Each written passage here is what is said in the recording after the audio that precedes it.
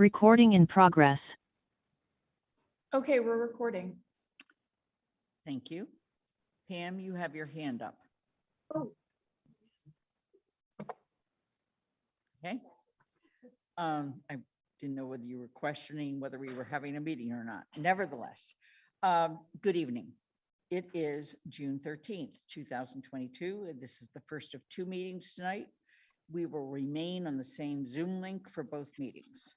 Pursuant to Chapter 20 of the Acts of 2021, extended by Chapter 22 of the Acts of 2022, this meeting is being conducted via remote means. Given that we have a quorum of the council present, I am calling the public forum of June 13th, 2022 to order at 6:30. I will call upon each councilor by name. At that time, you should unmute and say present. This way we know you can hear us and we can hear you. I will come back and do additional people as they arrive. Shalini Balmilne, not here yet. Okay. Pat DeAngelis. Present. Anna Devlin Gothier. Present. Lynn Green, present. Mandy Johanicky. Present. Anika Lopes. Present. Michelle Miller. Here. Dorothy Pam. Here. Pam Rooney. Here. Kathy Shane. Here. Andy Steinberg. Present. Jennifer Taub. Here. Alicia Walker. Okay, so I'll come back and check on Alicia and Shalini. There's no chat room. If you have technical difficulties, please let myself and Athena know, and we will decide what to do about that. Tonight, our public forum focuses specifically on an appropriation outside the annual budget with regard to the Centennial Water Treatment Facility funding. And I'm calling on Sean Mangano and Guilford Mooring to make a brief presentation. Then we will have public participation and we will close the public forum. All set to go, Lynn? Yep. Thank you. So I'm going to share my screen. Hopefully everybody can see the very old picture of the Centennial water treatment plant. So some quick history. The town has been working to renovate / replace the Centennial water treatment plant facility for some time. In July of 2020, the town council authorized $11 million for the replacement of the Centennial water treatment facility. Once that vote happened, the DPW superintendent Guilford Mooring moved forward with our engineers, Tata and Howard, to develop bid-ready construction documents. At several points during that process, they updated their cost estimates, especially once inflation started happening so rapidly. And so at least a couple different points, we received new cost estimates for the project. The first one brought the project up to about $14 million. That was maybe, Guilford can weigh in, I think that was maybe a year ago. And more recently, the most recent estimate was close to $18 million. So we've been working to find ways to help mitigate that cost, and thanks to the efforts of the DPW superintendent and the assistant superintendent, they've identified one possible offset and maybe another one. So the first one is they applied for a Mass Works grant, which we'll talk about in a second.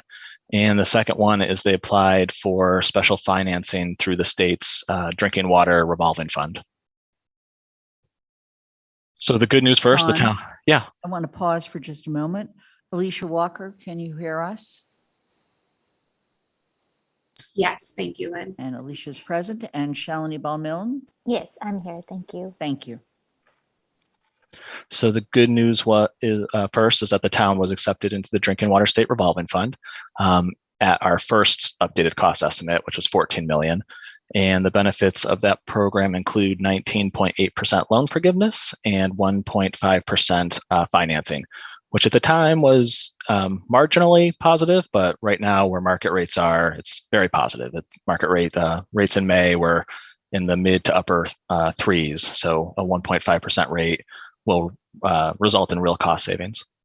The second thing is that the governor included a $3.5 million Mass Works allocation for the Centennial project in his forward bill.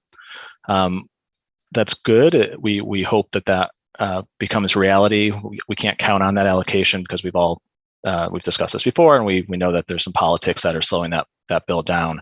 But we do hope that bill ultimately passes and we receive those funds. So just looking at the town share with the loan forgiveness, not including the Mass Works grant, the town share would come down to 15.23 million with the loan forgiveness piece of 19.8%. And a large portion of that would be financed at the 1.5% interest rate. However, we would probably have to finance a portion of it at a market rate because the financing was only on the $14 million project, not the $18 million project. So the request tonight is to authorize the full funding for the project, the 18 million, which is required for us to enter the Drinking Water State Revolving Fund. You'll see in the order, there's also an acceptance or approval to enter this program.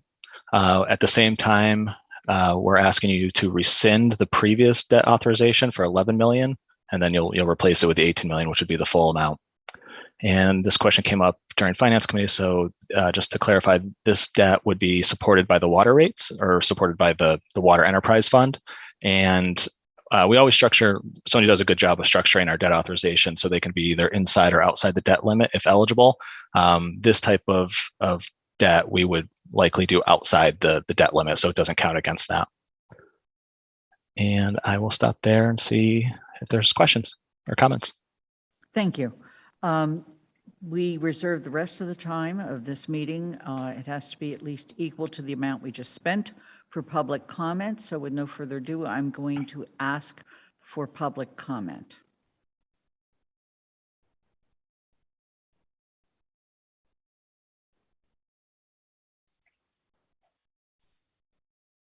I'm going to keep asking for public comment until we get to 6:44. And for those of you that are wondering, this is based on the charter's requirement that public forums allow for at least half of the time for public to ask questions or make comments.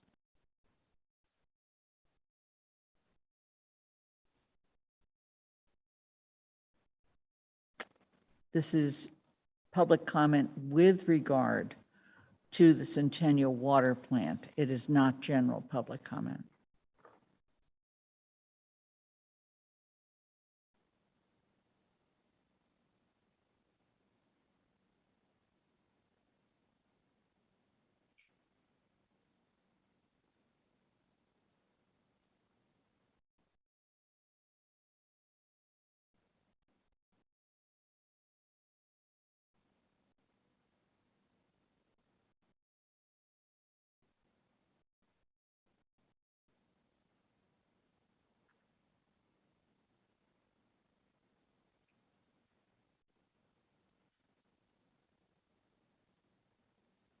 So I'm asking the audience if there's anybody who would like to make public comment regarding the funding for the Centennial Water Plant.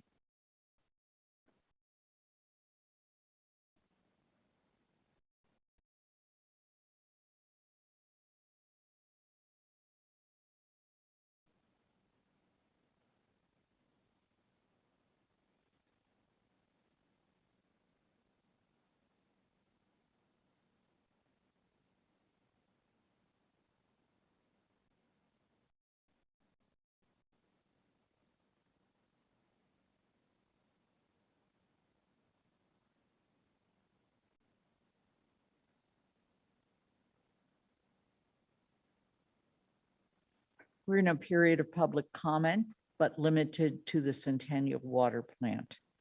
So if your comment is not about the Centennial Water Plant, please wait till general public comment later on.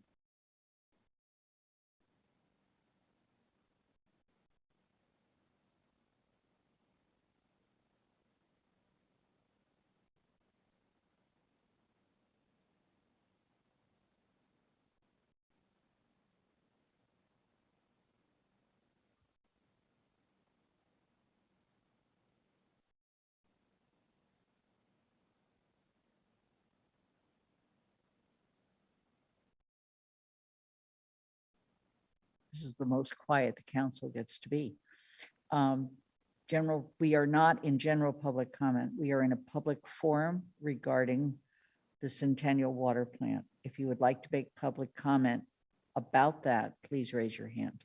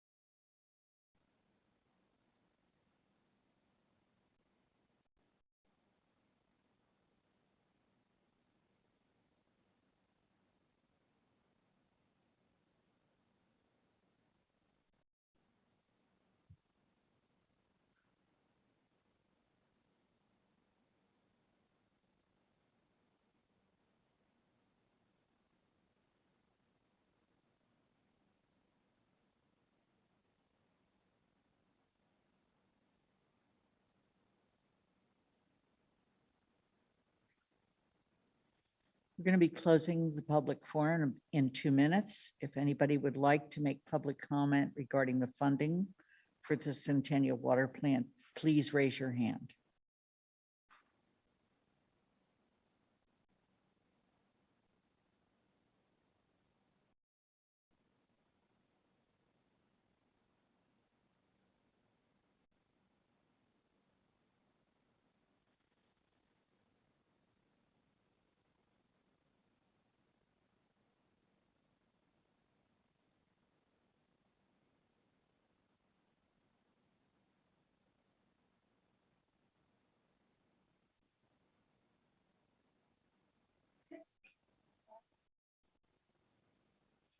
Gesundheit.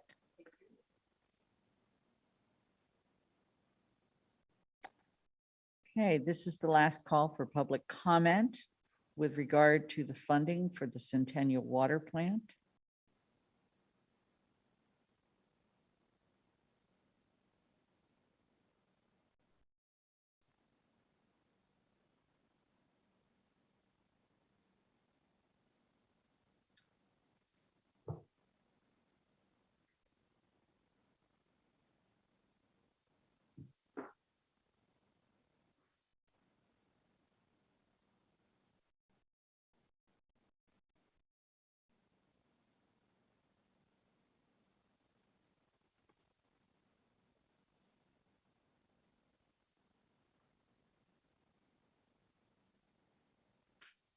I'm adjourning the public forum at 6:44. In 1 minute, we will open the meeting for the regular town council meeting.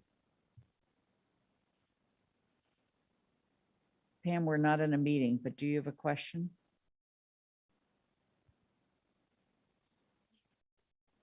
We can't hear you.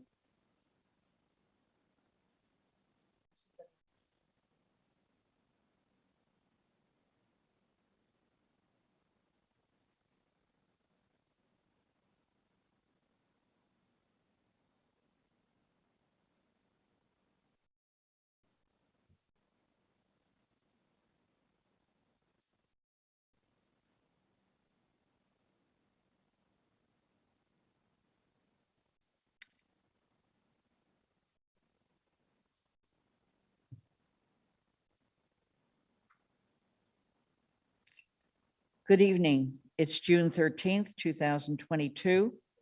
Pursuant to Chapter 20 of the Acts of 2021, extended by Chapter 22 of the Acts of 2022, this meeting is being conducted via remote means. Given that we have a quorum of the council present, I'm calling the June 13th, 2022 regular meeting of the Town Council to order at 6:45. I've already checked to make sure that all councilors can hear us and we can be heard. So we're going to proceed with the meeting. The first item is the announcements.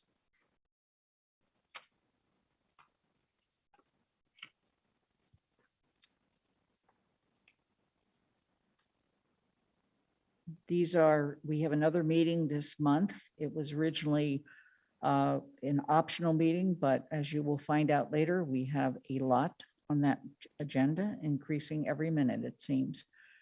We also have another public forum on that night of June 27th, and that forum is with regard to the North Common.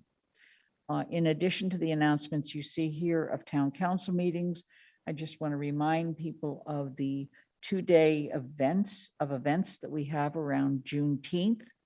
The first is on the 18th. It's a heritage walking tour that will begin at West Cemetery and proceed throughout the general area of the downtown and then conclude at the Drake. And then on Sunday, there will be events on the Common starting at noon. And that is Saturday, the 18th and June 19th. We have no hearings tonight. So I see one counselor's hand, Dorothy. In the list of meetings, I'm not sure the TSO meeting will be held because as of this moment, we have no agenda items that are ready to go this Thursday. If there's other information on that, I'd like to know about it, but I don't know anymore right now. I think we'll finally make that determination tomorrow morning. Okay. And post it sometime tomorrow. Okay. Just wanted the public to know. That's all. Okay. Thank you. Kathy Shane. Hi, I just wanted to say that the ribbon cutting for the North Amherst Library is on Wednesday. Maybe you will be saying that later, but our beautiful library that's due to grow. And the garden looks really great. Some volunteers worked on it. So Thank you, Kathy. That is at 11 o'clock and it's at the North Amherst Library on Wednesday, the 15th. Okay. Moving on, we are going to move on to general public comment. If you want to make public comment, please raise your hand now.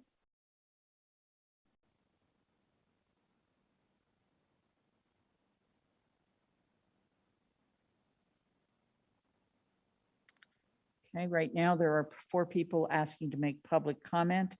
I am going to ask that if it is similar to the comments that have already been made, you refer to those with regard to the fact that we have a very long agenda. So I'm going to start with Evan Naismith. I want to remind the public in general that we don't respond to public comment. When you come into the room, please state your name and where you live. Evan? Evan Naismith, he, his, District 5. Juneteenth is coming up. So is Racial Amity Day. Those two should be in perfect harmony, right? But we've got some individuals calling for the exclusion of other groups from reparations. Whoa, that's not racial amity. But there's an alternative that ensures fair consideration for all. Soon, residents will be able to submit applications to the Reparations Review Board. The review board will consist of residents whose credentials prove they are exceptionally anti-racist. History majors, social workers, you get it. They are the cornerstone of this legislation. Their job is to approve applications with merit and reject those without merit. The race provision argues only Black residents should be eligible for reparations. This is like the endorsement of the AHRA, so it seems. That would disqualify 5,000 non-Black minority residents, including 65 Native Americans. Some of these residents might have a legitimate claim, yet we have denied them a seat at the table. These minorities are not eligible to join the AHRA, the board charged with recommending eligibility. If the advisory board were composed of the people it impacts, it would emphatically reject the race provision. So, remember, the review board disqualifies weak claims, bogus claims, claims with bad documentation. So what applications are disqualified by the race provision? legitimate claims.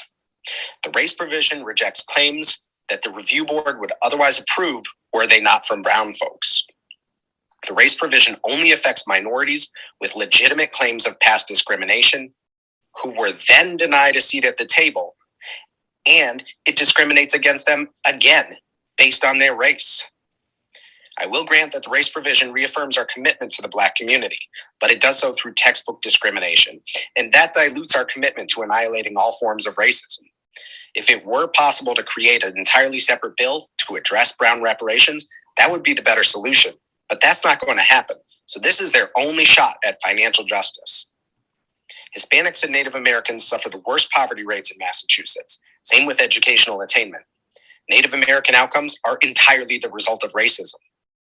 If none of these families have a story to tell, well, we can rest easy knowing that 100% of reparations dollars go to the Black community. Picture racial amity in your imagination. Which of these two proposals does that image look like? I hope it looks multiracial. There is no neutral stance on this question.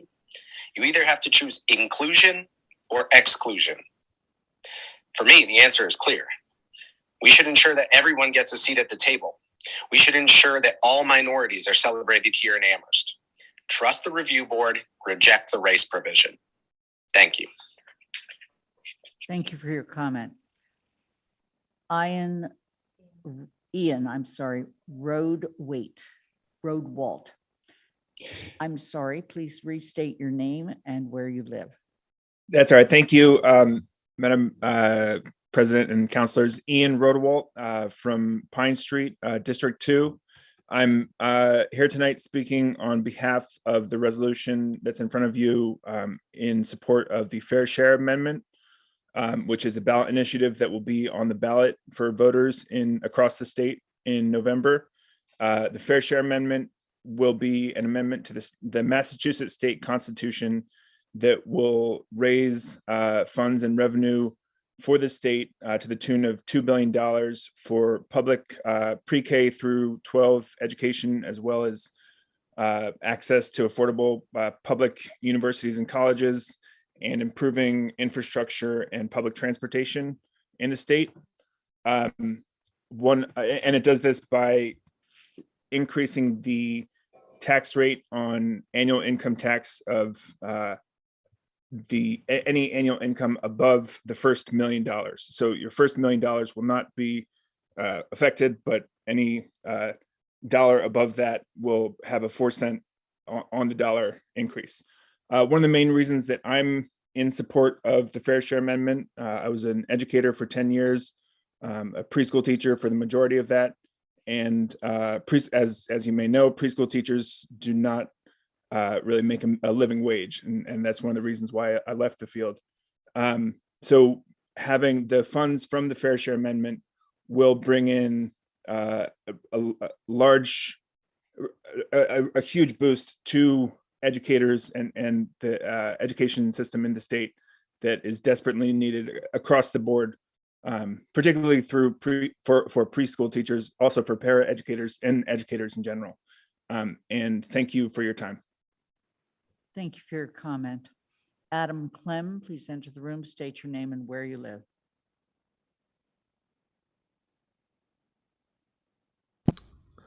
Hi, counselors. My name's Adam Clem, and I'm a constituent at Orchard Hill Drive. I'll keep my comments brief because I know you've all heard from myself and my colleagues from Bay Staters plenty of times. I'm speaking in support of the plant medicine resolution, which you'll be voting on, I'm supposing, soon tonight, which prioritizes mental health services rather than arrests for substance possession. I just want to remind you all again that this resolution has been passed unanimously in Cambridge, Somerville, East Hampton, and Northampton, and Amherst has a real opportunity here to follow suit and to lead the way with new ambitious parts of this resolution. And as a college student and now a person who's involved as an addiction and mental health counselor at a rehab, I just find it essential that we change our view of these plant medicines, which have been proven to safely treat addiction and mental health crises. It's just important to know that this year has been the worst for drug overdoses on record. Rates of depression and PTSD are at an all-time high, and our state is disproportionately affected by the crisis, with these rates of mental illness and addiction higher than the national average. And in relation to the plant medicines, a 2017 study shows that a single experience with psilocybin mushrooms reduces the risk of opioid use by 40 to 50%, which is just unlike anything we currently have for this crisis. Other studies show that these plants have the power to form new brain connections, which definitely explains the success at treating mental illness. So the science is absolutely there. And with these facts in mind, we shouldn't be arresting citizens for using a compound with those benefits, a compound which is anti-addictive, actually. And by passing this resolution, we can open up opportunities for those in need to use these medicines safely, and most importantly, I think, to further educate the community on harm reduction, which goes hand in hand with raising awareness about things like drug testing kits, which can literally save lives. And I just want you to consider these facts and the crisis that our state and our country is currently in when you vote shortly. And I want to extend a great thank you to all of the counselors for collaboration and the dedication in the process for this resolution. Thank you. Thank you for your comment. Adam Fink, please enter the room, state your name and where you live. Hello, counselors. Can you hear me? We can. My name is Adam Fink. I am a resident of District 2, and I'm here to voice my support for the resolution for protecting adult use of anthrogenic plants.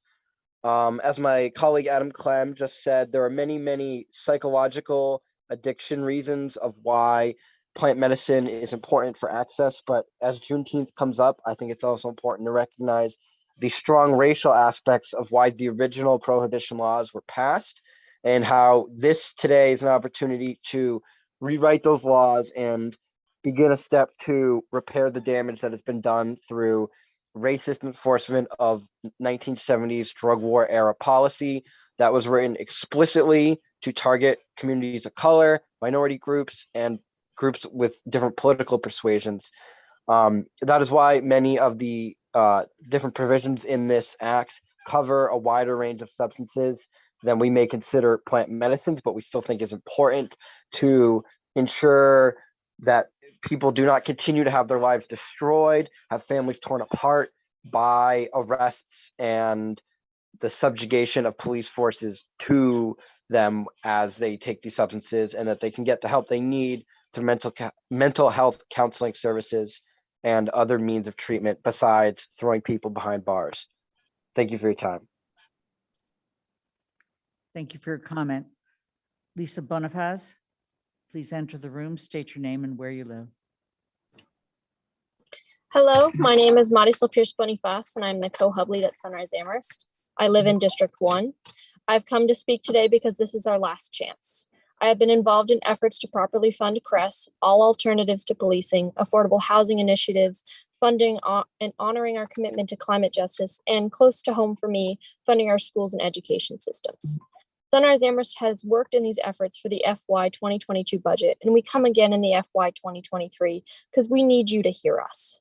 We need you not only to hear us and hear our shouts and send thank you notes of acknowledgement back, but we need action. We need to see that counselors represent our values and our beliefs as we fought and voted for your election to public office. Sunrise Amherst talked with over 500 people and canvassed over 50 houses during the November 2021 election cycle to ensure diverse and progressive representation. However, our work does not stop here.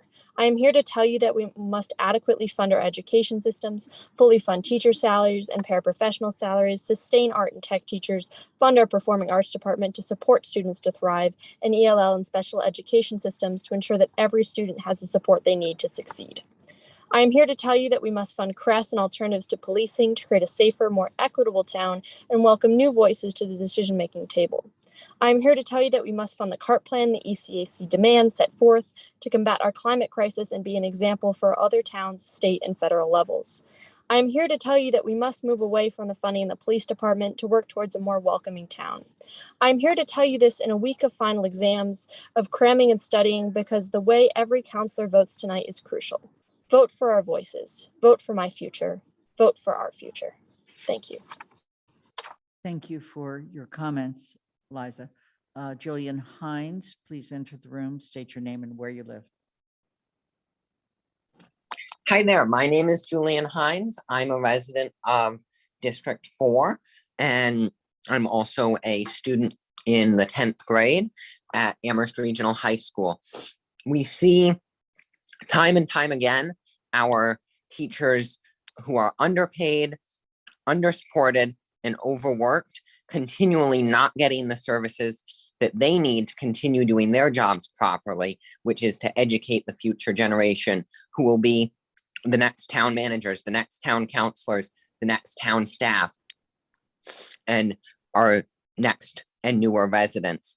I would also like to point out that in our FY22 budget, Amherst Police Department officers are paid an average of $102,000 a year, whereas other town employees are paid an average of $74,000 a year. Although I do respect the work police do, I would like to see equality between departments and equality in the pay scales to show that we value our firefighters, our public works employees, and our teachers equally, if not more so. I would also like to say that it is beyond time that we invest properly in our roads and sidewalks, as well as new fire vehicles to replace those whose have had many issues, including the unfortunate incident where the two back wheels fell off of an ambulance. In addition to this, I would like to speak in support of the Fair Share Amendment, as funding for our roads and sidewalks, the sidewalk I walk to school on every morning, as well as our schools themselves, both the school and the building, as well as the teachers who support me, and our para-educators, and our office staff, and deans, and principals, and counselors, who are all vital to creating a safe, healthy, and educational school environment. That they need not only support from our town budget, but they need support from the state budget and from state grants and state allocations. And that support is long overdue, and I do believe the Fair Share Amendment would help make up for some of that. So those are my two comments tonight. I appreciate your time. Thank you. Thank you for joining us, Julian. We have one more public comment. It's Emil. Please enter the room, state your full name and where you live. Hello, hi. My name is Emil Jimenez. I'm from Amherst, Massachusetts. And I'm calling in today to show in support of the resolution, because honestly, as far as anybody that I know that's been battling with drug addiction, from all the methods that they have used, whether it be methadone or even just cold turkey, the only thing I've seen with my own eyes that has worked have been these plant medicines. And I'm also coming in speaking as far as somebody that has anxiety, and this is something that I would never honestly ever do, but I feel I have to come, and talk about my support in regards of this. And aside from that, I mean, I think a lot of people today have eloquently put how important this is, not just for that matter, but the whole issue as far as police reform and how much money we're spending on, essentially putting people with mental health issues in jail for something that they could get help for. And maybe these medicines will work for that and maybe not, but the whole way we're going about it, putting people in jail when they clearly should be getting help, it's a little upsetting for the average American. So again, not to take too much time, but I definitely wanted to say that, and thank you. I actually had said that we would conclude public comment with that comment. And there is one other, and then that is the end of public comment. Acolmantis, please enter the room, state your name and where you live. Hi, my name is Anna Rose Cole Mantis, and I live in Zone 2. I work at Trader Joe's, and I try to be as active of a community member as I can. And frankly, the vast amount of people I've talked to are widely in support of a bill like this. They think as a county, Amherst could set a precedent and possibly show not only the US, but the world that maybe these alternative therapies have a lot of validity, and maybe there's a lot of healing that can be done with them if people are willing to take all these other prescriptions that have been studied and have been researched. So Amherst is being given a chance to right a wrong in history, like Adam had said. And I think that the way this town handles it could be really good.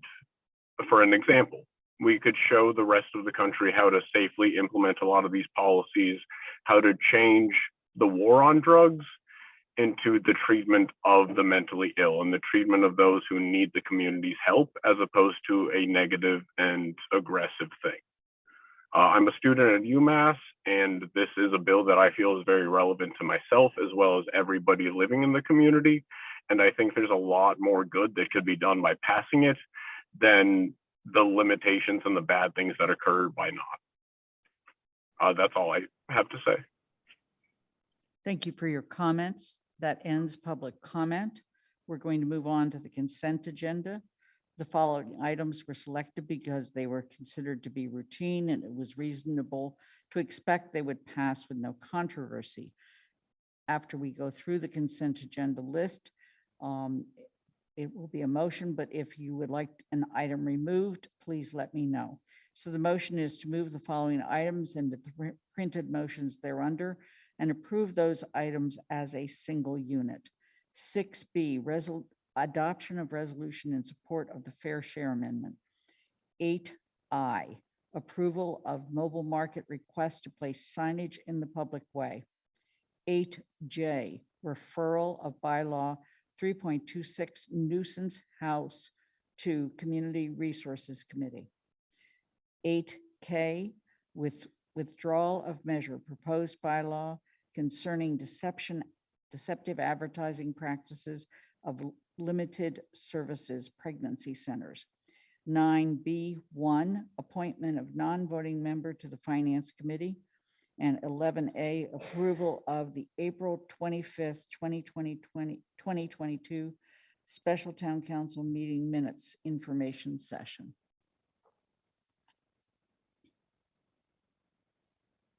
Is there a second? Second, Devlin Gothier. Got you. Thank you. Assuming no further questions, I'm going to begin with Shalini Baumilne. Yes. Pat DeAngelis. Aye. Anna Devlin Gothier. Aye. Lynn Whispers, an aye. Mindy Johanicky. Aye. Anika Lopes. Aye. Michelle Miller. Yes. Dorothy Pam. Yes. Pam Rooney. Aye. Kathy Shane. Yes. Andy Steinberg. Aye. Jennifer Taub. Aye. Alicia Walker. Yes. Okay. We're going to move on to 6A. 6A is the resolution protecting adult access to plant medicine and prioritizing public health responses to controlled substance possession. It was postponed from May 16th, 2022. I want to be very clear. There will be no public comment during this portion of the meeting. Second of all, I'm limiting the time for this item to no more than 15 minutes. If we exceed that time limit, I will use the privilege of the chair or the president to continue the discussion until later this evening, after we have accomplished our actions. There is a motion on the table, but 3 of the council sponsors have worked with a 4th counselor to make changes to that resolution as presented on May 16th. With that, I'm calling upon Shalini Baumilne to make a motion to amend the resolution. I move to amend the resolution by inserting the language in green and pink underlined text and deleting the language in green and pink strike-through text as shown in the document named 6A Decrim Measure Amendment as of 6/13/2022.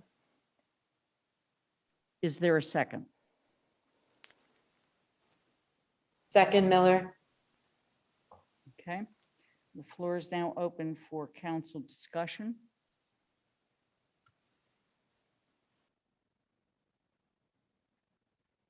Dorothy, Pam? I printed out the resolution. Obviously, I didn't see the one that had color. I cannot read what's on the screen here. I need to know if the words decriminalize all controlled substances are amongst the words that were struck out. Somebody has, because I'm flying blind here. The copy I have doesn't have the color codes in it. I can't see what's on the screen. And so I couldn't tell how to vote. Two things. Could you please enlarge what's on the screen? And the other thing is, Dorothy, it has been placed in your packet, which is an exception to our general practice where we do not place amendments into the packet. I cannot enlarge it. I'm sitting here trying and I cannot enlarge it. I cannot read it. Could somebody read me the words that were deleted and the words that were added? Okay. First of all, Anna Devlin Gothier has withdrawn her name from this motion. Second, in green are the words, whereas ethnogenic plant, a term originally classified by anthropologists and ethnobotanists in 1979, are herein defined as the full spectrum of psychedelic plants, fungi, and natural materials containing indole amines type, thank you, triphetamines, phenethylamines, including psilocybin mushrooms, ayahuasca, cacti, and iboga. Thank you. You can tell this is not my field of expertise. We're going to move on and show the rest of the changes. And I'm inviting Shalini to read those changes to us, please. Okay. Can I just give an overview that might address Dorothy's question first? That I Please. think I heard a concern about, and I had that too, that we were talking about plant medicine, and then we talk about decriminalizing all controlled substances. And so the reason for including all controlled substances is because if it's a mental health issue, whether it's related to plant or controlled substances, we want to decriminalize that and treat it as a mental health issue and help people get the right kind of help that's needed and not put it on the criminal record, because that only keeps them stuck in that cycle. However, we did add controlled substances up to 5 grams. So that shows it's only for, it's not trafficking or any of that. And so that line was added to address that. The other thing we did was we added a definition of anthrogenic plants, which is what Lynn was attempting at reading, and that was not meant to confuse people more, but it was just like it's a new term, and then the idea was to kind of clarify that that is something that has been used by indigenous communities, and it includes all of these. The other big change that was made was to offer some guidance, so it doesn't feel that we're decriminalizing it. So it means that anyone can use it anyhow. Language is really important. And so to put in additional guidance that there is therapy involved, and that, that recommending to people that do not use it if you have severe psychiatric issues, or make sure you're using it in a safe way and getting the therapy along with that. So refrain from the use if one has had adverse experiences in the past, and continue conventional mental health treatments such as talk therapy. So the idea is that it's really communicating. This is not like we giving guidance to people, but that language is important so that young people, when they read it, they don't read decriminalize means, oh, we can now use it. It's like it's connecting it with a mental health problem along with how it should be used. So that was the other big change. And then the last change was in the second last statement, where it talks about, be it further resolved that Amherst Town Council expresses support for H 1494A. That was added to clarify and replace the earlier statement, but this is more specific in terms of saying that this is what we're supporting, what's happening at the state level.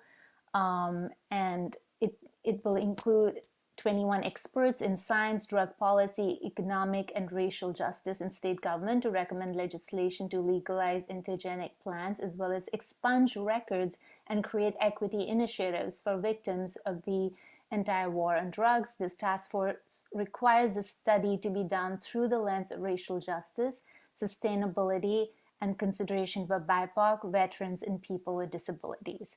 So it kind of really brings everything together, that the whole purpose of this is to do this in a way that it's removing any kind of, what do we say, biases and harm that is being done to people with these addictions.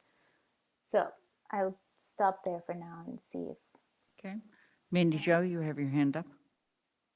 I'm not sure this is necessary because no other hands are up, but I call the question. Okay. The question's been called.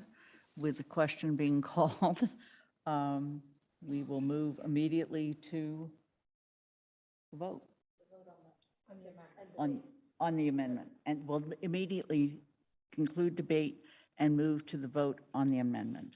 The amendment is. We need to vote to I'm end sorry, debate. we need to vote to end debate. Thank you. Okay, we're going to vote to end debate. Pat DeAngelis, Aye. Anna Devlin Gothier, Aye. Lynn Griesmer's an aye, Mandy Johanicky, Aye. Anika Lopes, Aye. Michelle Miller, Yes. Dorothy Pam, Yes. Pam Rooney, Aye. Kathy Shane, Yes. Andy Steinberg, No. Jennifer Taub, Yes. Alicia Walker, Yes. Shalini Balmilne. Yes. It is 12 in favor, 1 opposed. We're going to move on to the amendment as presented. And there is no further debate. So we're going to begin in this case with Anna Devlin Gothier. No. Lynn Griesmer is a no. Mandy Johanicky, No. Anika Lopes, Yes. Michelle Miller, Yes. Dorothy Pam, No. Pam Rooney, Yes. Kathy Shane, No. Andy Steinberg, No. Jennifer Taub, Yes. Alicia Walker, Yes. Shalini Balmilne, Yes. Pat DeAngelis. No. And I count that there are 6 in favor and 7 opposed. So the amendment does not stand. And so we're moving back to the original motion.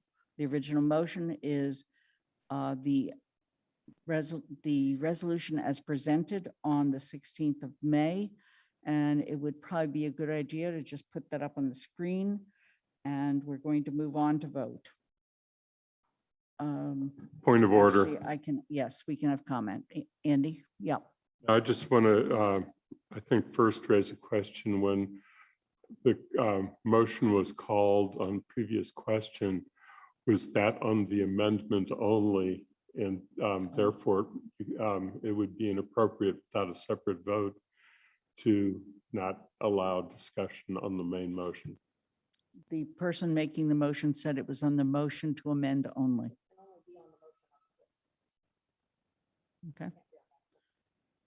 All right, so we're back to the motion that was on the floor back on May 16th. Are there any further comments at this time? Andy, you still have your hand up. Yes, I do. I'm really troubled by this because I want to vote yes, but I think I'm going to have to vote no. And I think I need to explain why for my fellow counselors in the community. The reason I want to vote yes is that I do not like the idea ever of having a criminalization of a use of a substance by an adult unless there are actual findings of dangerousness for an adult to make that decision. As far as I can tell, that is not the case, and I don't think that this should be criminalized. That said, it needs to be clearly understood that the town of Amherst cannot pass such a law within the town of Amherst, and the resolution, while it doesn't exactly do that, has been interpreted by a lot of people to achieve something that we don't have the power as a council to do. So that's one problem that I have with it. There's several other things that are involved. I don't find that the answers to the questions were posed by the council and provided to us, I think mostly through the supporters who are not counselors, but I don't know for sure, were fully answered. But one that I'll cite in particular is we asked if there had been a legal opinion from town council. The answer seems to be no, that there was no legal opinion from our town council. There was a citation to 3 other town councils that may have in those resolutions provided an opinion, but ours did not in relation to particular issues unique to our charter.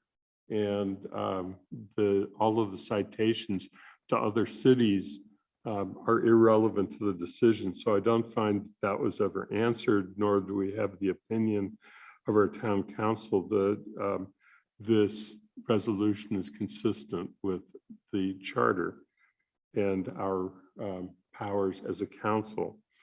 It then gets to my last point, which is that I still firmly believe, as I think I said last time, that I do not believe that the council should be establishing policy by resolution. And while there's been language that has been crafted by GOL in an attempt to tiptoe around it, that is in fact what is going on here. And if something is going to be done as a matter of policy, I think it needs to be done by an appropriate motion and process and not by a resolution. And so I think that it's entirely improper. So with pain, I'm going to have to vote no. It is 7:23. We have 2 more minutes that we're going to spend on this, or I'm moving it to the end of the agenda. Michelle Miller, Please go on to the other counselors who would like to speak. Mandy Johanicky, I call the question. question's been called. Is there a second? Shane seconds. Thank you. We're moving on to, we will vote on calling the question. And I'm going to start with Anna Devlin Gothier. Yes. Lynn Griesmer is a yes. Mandy Johanicky. Aye. Anika Lopes. Yes. Michelle Miller. Yes. Dorothy Pam. No. Pam Rooney. Yes. Kathy Shane. Yes. Andy Steinberg. No. Jennifer Taub. Yes. Alicia Walker. Lynn, I would like to ask for clarification as to what exactly that means. Calling the question means it ends debate and we move on to the vote. Okay, If it no, passes. Did you say no? Alicia? I need you to repeat your yes, I response. said no. Thank you. Shalini? No. Pat DeAngelis? No. Anna Devlin Goth, here I've already done it. I believe that it has passed. 7 in favor, 6, no. Needed 2/3. Thank you. Thank you, Mandy Jo. It has not passed, so we continue discussion. I am delaying this discussion at this point until after the end of all of the items in section 8. Thank you. We're going to move on to election warrants. I'm sorry, you're right. Anna, you need, who is one of the two sponsors on the Fair Share Amendment, please go ahead and read the last paragraph. Thank you. I'd like to also thank my co-sponsor Kathy Shane and Ian Rodwell. Now, therefore, be it resolved that the Amherst Town Council supports voting yes on the proposed Fair Share Amendment on November 8th, 2022, to create an additional 4% tax on incomes above $1 million to be allocated to quality public education and affordable public colleges and universities, and for the repair and maintenance of roads, bridges, and public transportation. Thank you. We're now moving on to agenda item 8A, Town Council policy on posting locations of election warrants. This is the first discussion. It will return on the Town Council agenda of the 27th of June, at which point we will vote. And with that, Town Clerk Sue Audette has joined us this evening. Sue, welcome. Thank you, everyone. Nice to see everyone.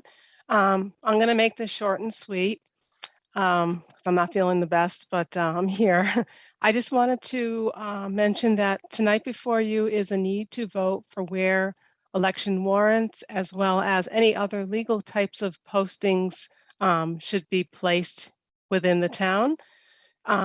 So this came about as my going through the checklist of what we still needed to do for the re-precincting process. And the last step in that process was for the town council to take a vote on where they would like to post the new maps in town.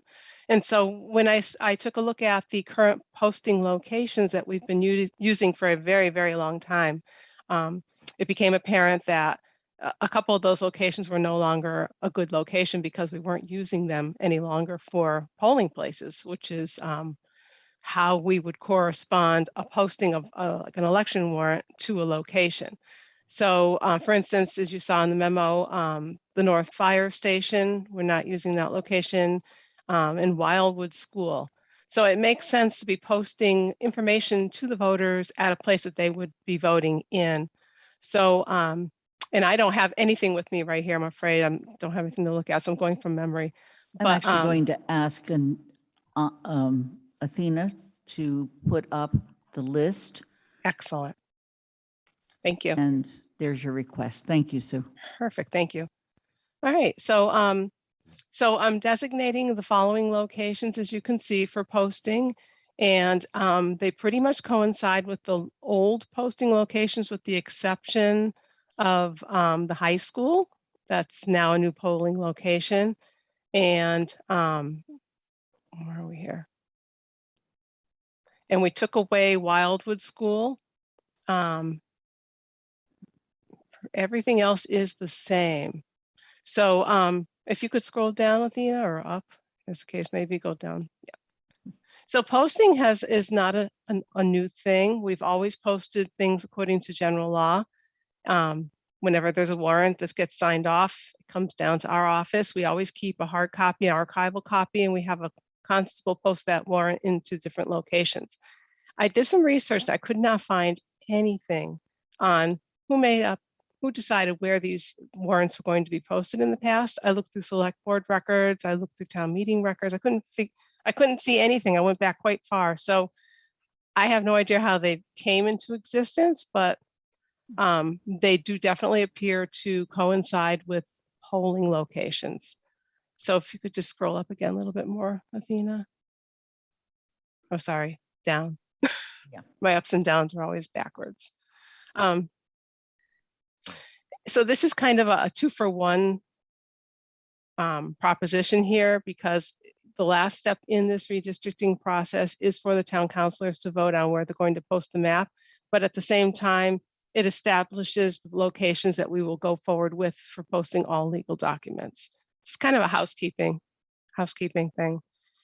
And I know the charter, I want to touch a little about the charter stating that the official posting location for all town documents is the bulletin board, but that excludes a small segment of the population. So I would highly recommend that we continue with the practice of posting hard copies out in the town in various locations as suggested here in this memo. And that's pretty much all I had for notes on what I wanted to touch on. And so if you would scroll to the very end, this is the motion as, unless there's changes, I believe this is the motion that will appear next in 2 weeks. However, let's see if there's questions. Mandy Jo. Yeah, I would like our town clerk to consider changing 4 of the locations, and I'm not sure where is better. But the first one, Emmanuel Lutheran Church, I know that's where we have a polling precinct, but churches aren't open all the time, and they're not very public places, in the fact that many people who do not go to that church would never think of looking in that church for official documents of the town. So I'm not sure that's an appropriate place to post formal documents for the town when it seems slightly exclusionary to those that don't worship at that church, even though I do support the using of that church as a polling location. And then the other 3 are the 3 schools. And this might sound very strange, but the 3 schools are not really open to the public. You have to buzz in. You basically have to be a parent of a student in those schools to even get access or prove, go in and say, I'm here for a reason, which means they're not really open to the public in the sense that the same like the Bangs is, or the post office is, or town hall is. And so I'm not sure those 3 locations, parents are never in schools anymore, frankly. Adults really aren't in schools anymore. And so I'm not sure those 3 locations are effective use of what we need to do to notify people of what's on an election warrant if they don't have access to the internet. So I would encourage the clerk to look for other locations than those 3, even though I understand why you're trying to match it up with polling locations. Okay. Dorothy. In a similar vein, I was thinking that there should be some place where all the maps with the appropriate polling place listed next to it should be posted permanently. And the one I thought of was the handicapped entrance to town hall, which is a little protected place where I think they could all fit. And certainly the Bangs somewhere would be appropriate. I think Mandy Jo made a lot of good points. It should be that somebody should say, where the heck, what is my district? What was it? And they should not have to use a computer to do it. There are more people who do not use computers than we acknowledge. And it should be posted where somebody could go and see not only their own, but to see what where other people vote and see the maps. Thank you. Jennifer? Yeah, I guess you want to just have 2 per district, but to me, the Jones Library seems kind of glaringly absent, and that for the new precinct 4A and 3A, that's a common place residents go. So I don't know if that could be considered. I realize I should have used my raised hand function. I actually agree with a couple of the points that have been made. I'm not sure I would eliminate posting there, but I clearly would add Jones Library. In other words, all of the public buildings that are generally accessible, Town Hall, Jones Library, North Library, down in South Amherst at the library, and Bank Center, and so that it is widely available and clearly even in town hall, maybe in 1 or 2 different locations, is a suggestion I would make. Pam Rooney? Yeah, on that same theme, all libraries and all post offices, because we in fact do have 3 post offices in Amherst, and they're pretty well distributed. Okay. Are there any other comments? Anna? I have an additional one to consider, Sue, and I know it's going to sound a little silly, but when the dog park kiosk opens, there's going to be space for announcements there, and people are going to read that kiosk while they're hanging out and waiting for their dogs. So yeah, considering the dog park, other parks in the area, things like that, might not be a bad idea where there are kiosks with postable locations. I know there's more of those going up. So I think Sweet Alice, Groff Park, dog park, other areas might be worth considering if it's possible. But I also recognize that that's adding a lot. So take it or leave it.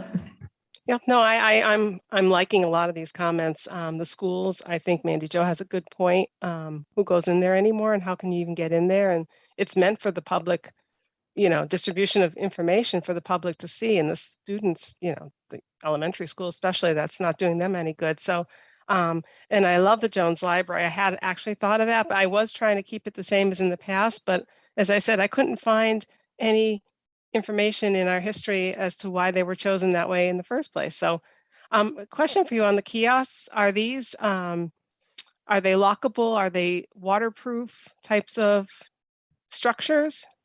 Do you know? It depends on which kiosk you're talking about. Not all of them are. I can't remember what the final design for the one on the dog park is, if it was lockable or not, but I believe most of them are simple bulletin boards. So in other words, we need to make accommodations if they're open to the weather. Exactly. Like laminating or something like that.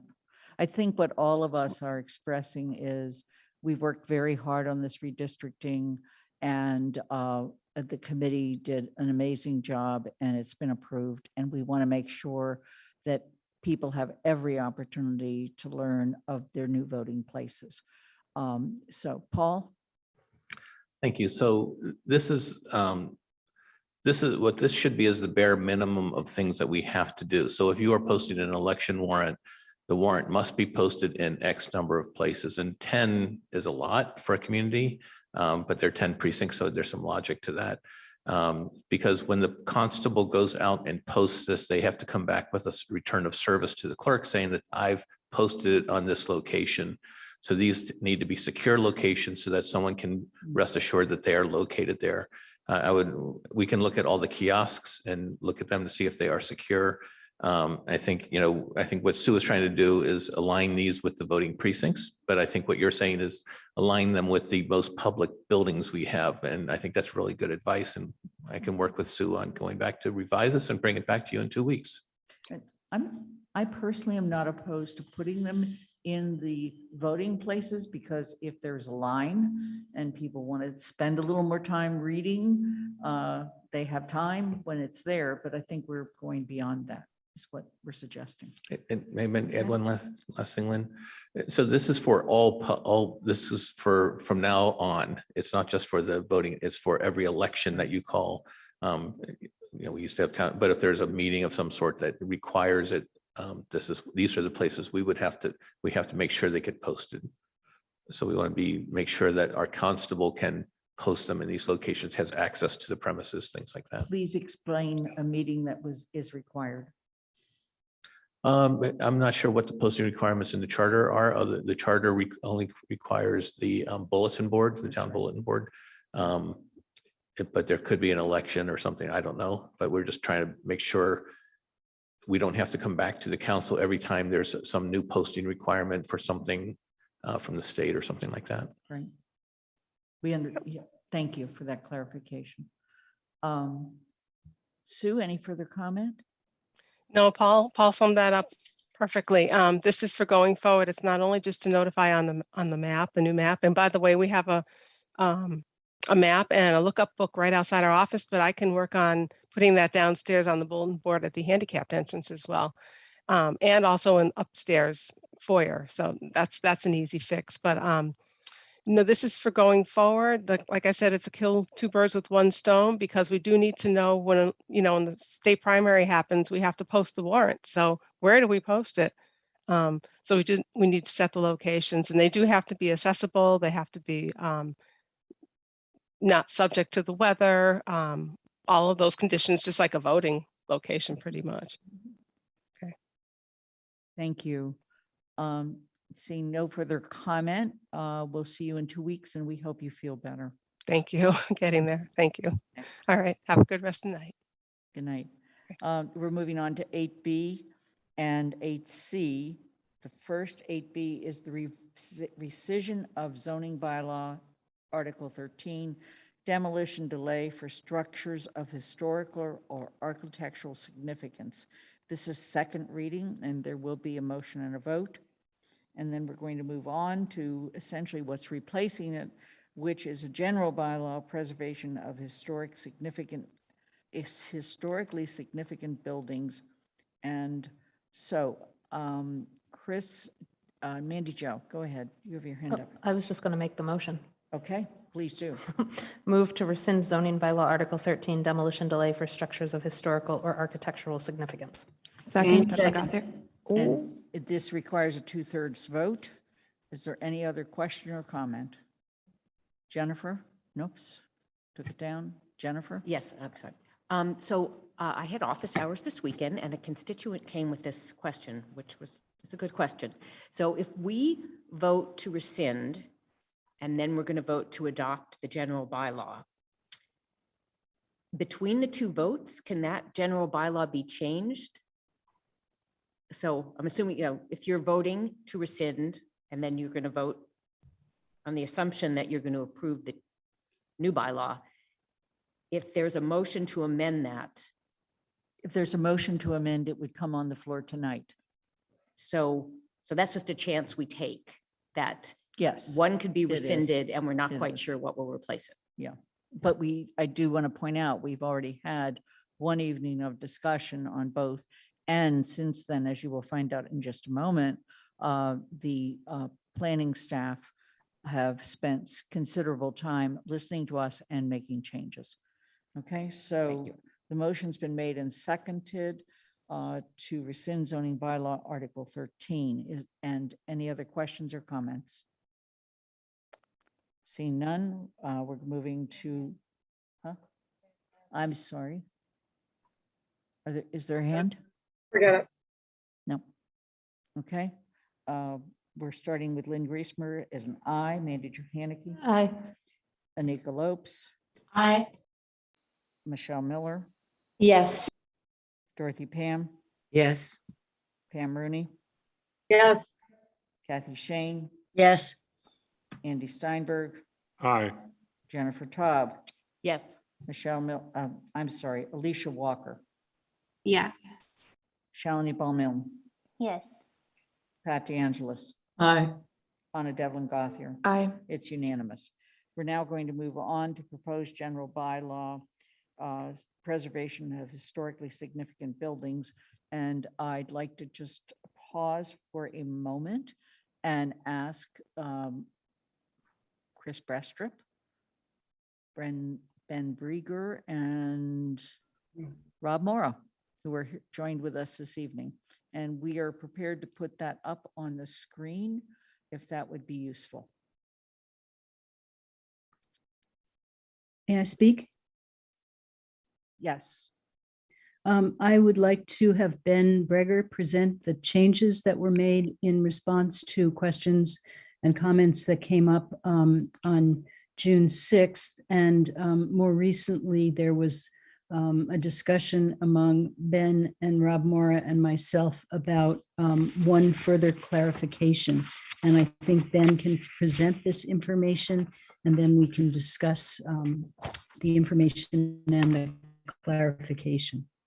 So Ben, would you like us to put it up on the screen? Okay. Yeah, that'd be great. Thank you. Athena, thanks.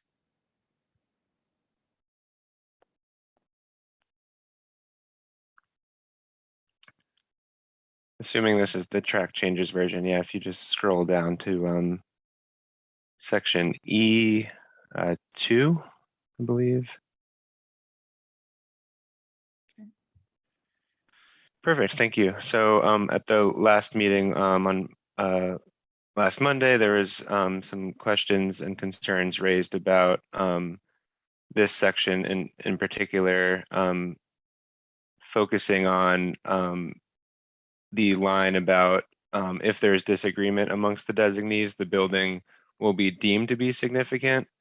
And there's some concern that, well, one, questions about what does disagreement really mean, and two, just wanting, rather than it being deemed the building being deemed significant, finding an alternative such as, it would be referred back to the full commission for them to make that determination. So we incorporated new language in here as one option to solve that concern, which would basically allow for if there's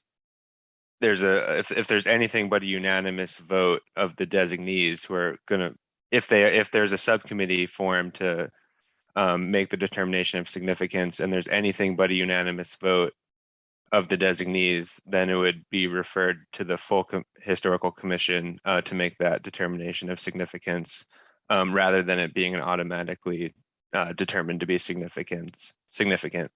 And so we adjusted the timing slightly, so it would be, if it's just the subcommittee or the individual, either staff person or a commission member who's the designee, then it would be a 14 days to make the determination of significance from when they receive the application.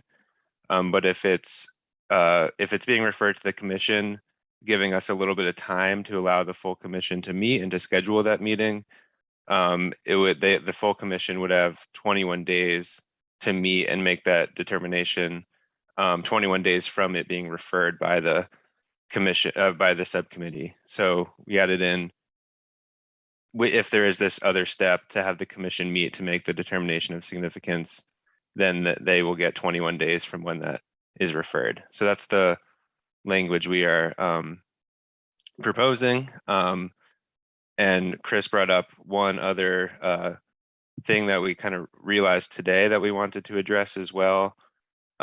Essentially, if the subcommittee takes the full 14 days to, make this determination, and it's not unanimous and it does need to go to the full commission, so the subcommittee would have 14 days to do that. The full historical commission would then have 21 days to make the determination. So that's 35, potentially 35 days total.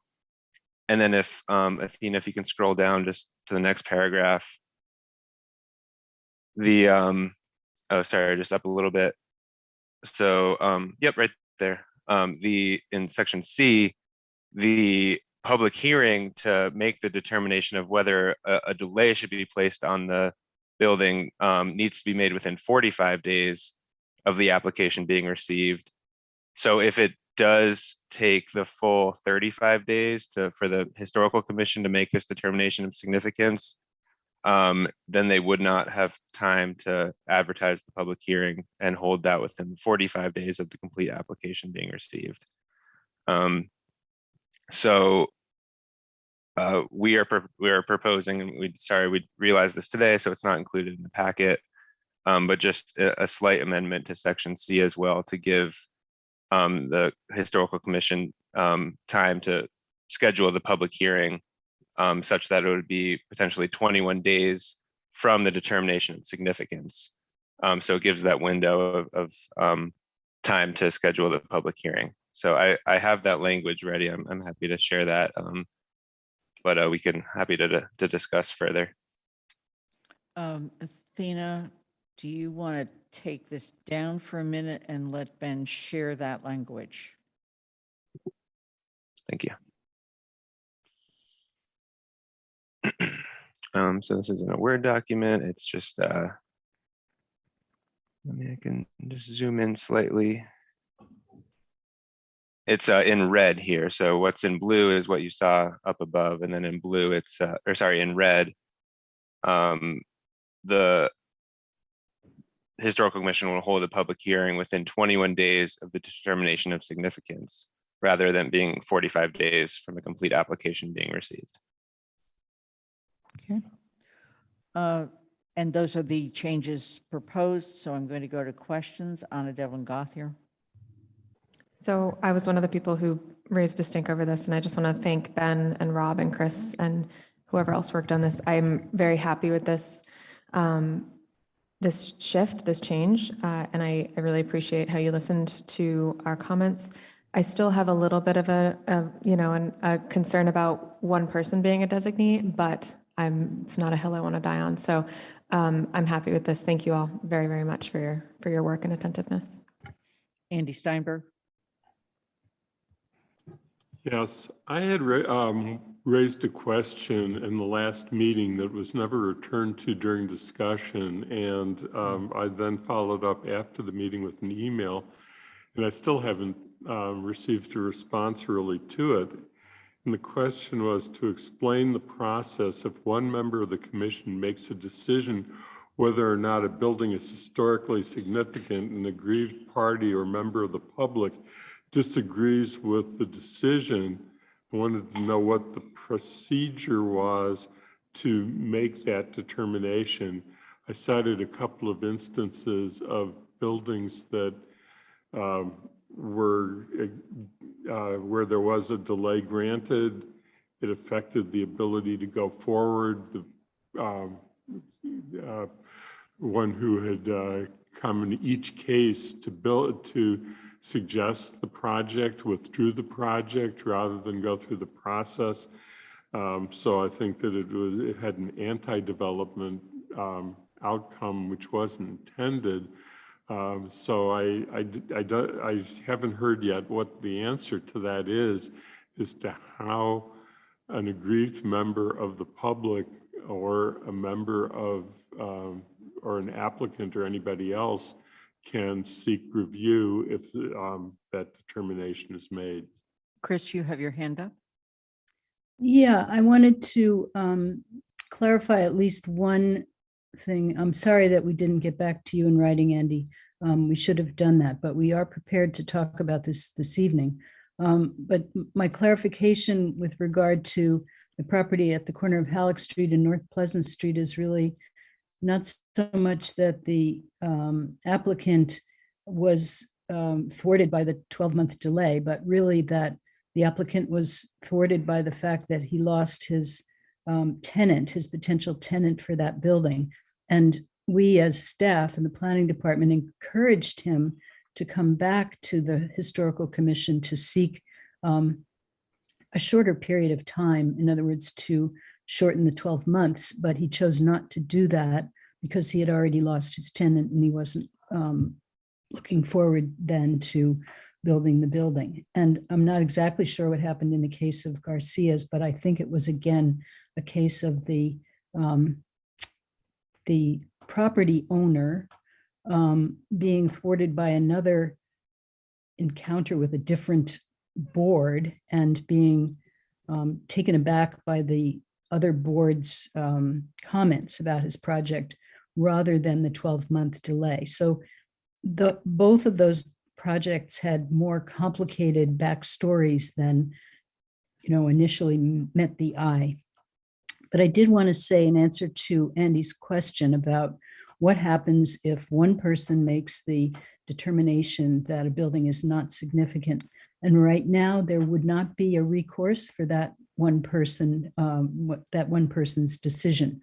In other words, the public wouldn't have an opportunity to appeal that. But what we thought we could do to kind of enlighten the Historical Commission as they move forward with this process is that whenever a decision is made about whether a building is significant or not, a report would be made to the chair of the Historical Commission, and then periodically the chair would report to the Historical Commission about decisions that had been made. And if the Historical Commission felt that the designee or the subcommittee was deviating from the intent of the Historical Commission, they could take it upon themselves to change the way this is done. In other words, they could write something into their rules and regulations, or change the way they interact with the designee, and make it a more full-blown review by the commission. So, we don't really feel that that is a problem at this point, but we do want to offer the option of reporting this thing out, reporting out to the commission on a regular basis. How are these decisions being made and how are they ending up? And that was our answer to Andy's question. Andy, do you have a follow-up? Yeah, thank you, Chris, but I guess I'm still uncomfortable because I deliberately tonight did not mention the two projects specifically because I realized that every project is fact specific. And but there's still a question that remains, that a single person is designated to make a very momentous decision. And it seems that there is no process that an aggrieved party, whether it's the applicant or a member of the public, because it could be, the disagreement could be in either direction, has an opportunity to go to the full historical commission and have any kind of a right to automatically at least be heard on a request for reconsideration by a larger group. I am very uncomfortable with that. I don't think that we are really granting due process to the public, and we are not granting due process to the people who are trying to move forward with something at the building that they own. So that, it can go either way, but I just don't feel comfortable with this. Andy, did you have language particularly at some point you want to insert? And meantime, I'm going to call on Mandy Jo. Yeah, I was going to make a motion that includes Ben's language, but Ben took it down. So I think I can find it again in hopes of not having to do a motion to amend to get it in there. Right. Go ahead. So I'll start and Ben can scroll down to where it is. So a little higher so I can see it all. No, not that one. C. Section C. Oh, thank you. Okay, so moved to adopt the preservation of historically significant buildings as shown on pages 8 to 15 of the motion sheet as a Town of Amherst general bylaw, except to delete the phrase 45 days of a complete application being received by the commission staff in section E1C and replace it with the phrase 21 days of the determination of significance. Is there a second? Second, Devlin Gauthier. Okay, I just want to make sure that people understand. What Mandy Jo did was basically take the motion that's on your sheet, which included the blue changes. Okay, and all the changes in B. And she added into that motion the changes in C. Okay, which therefore we don't have to go through an amendment process. All right. So now I'm going to go back and ask if there are questions or comments.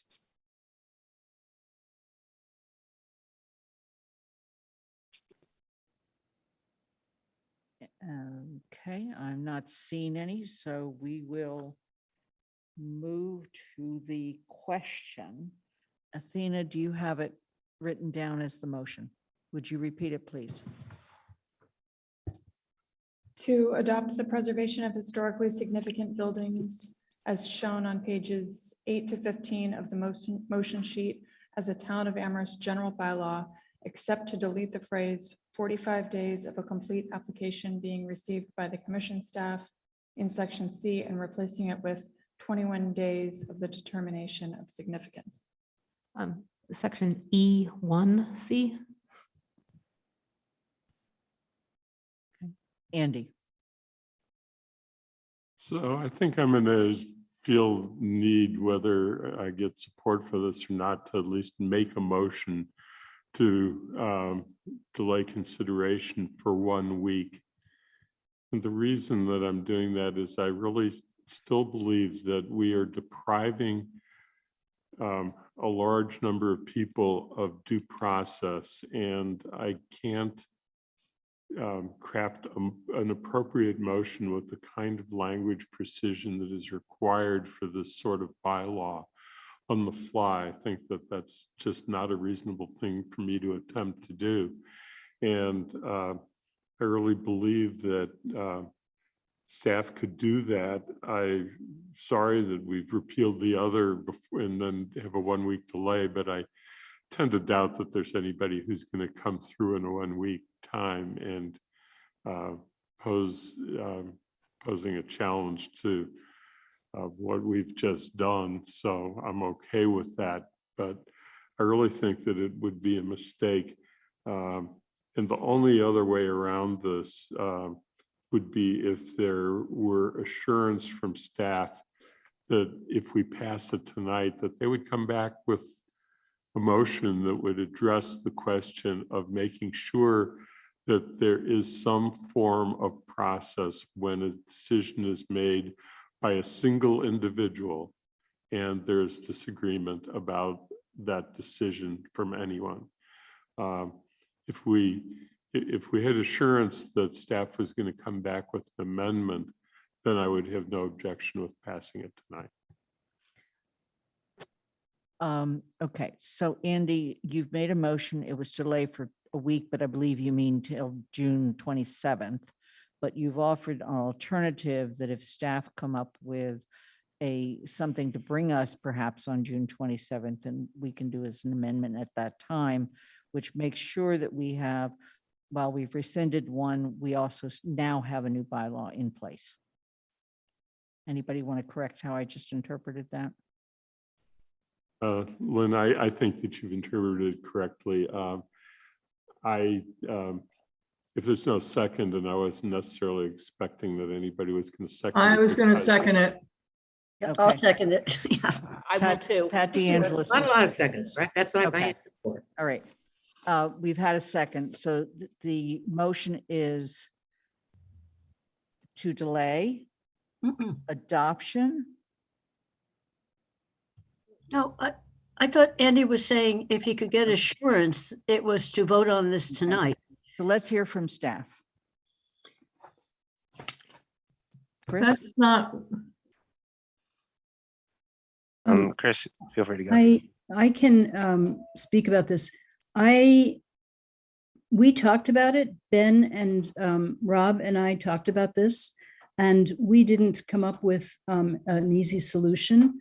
And so I would be reluctant to give assurance that we would be able to come up with a solution by June 27th. So I guess I would reach out to either Rob or Ben to speak if either one of them has an idea about what a solution would be that we could come up with in the next 2 weeks. Ben?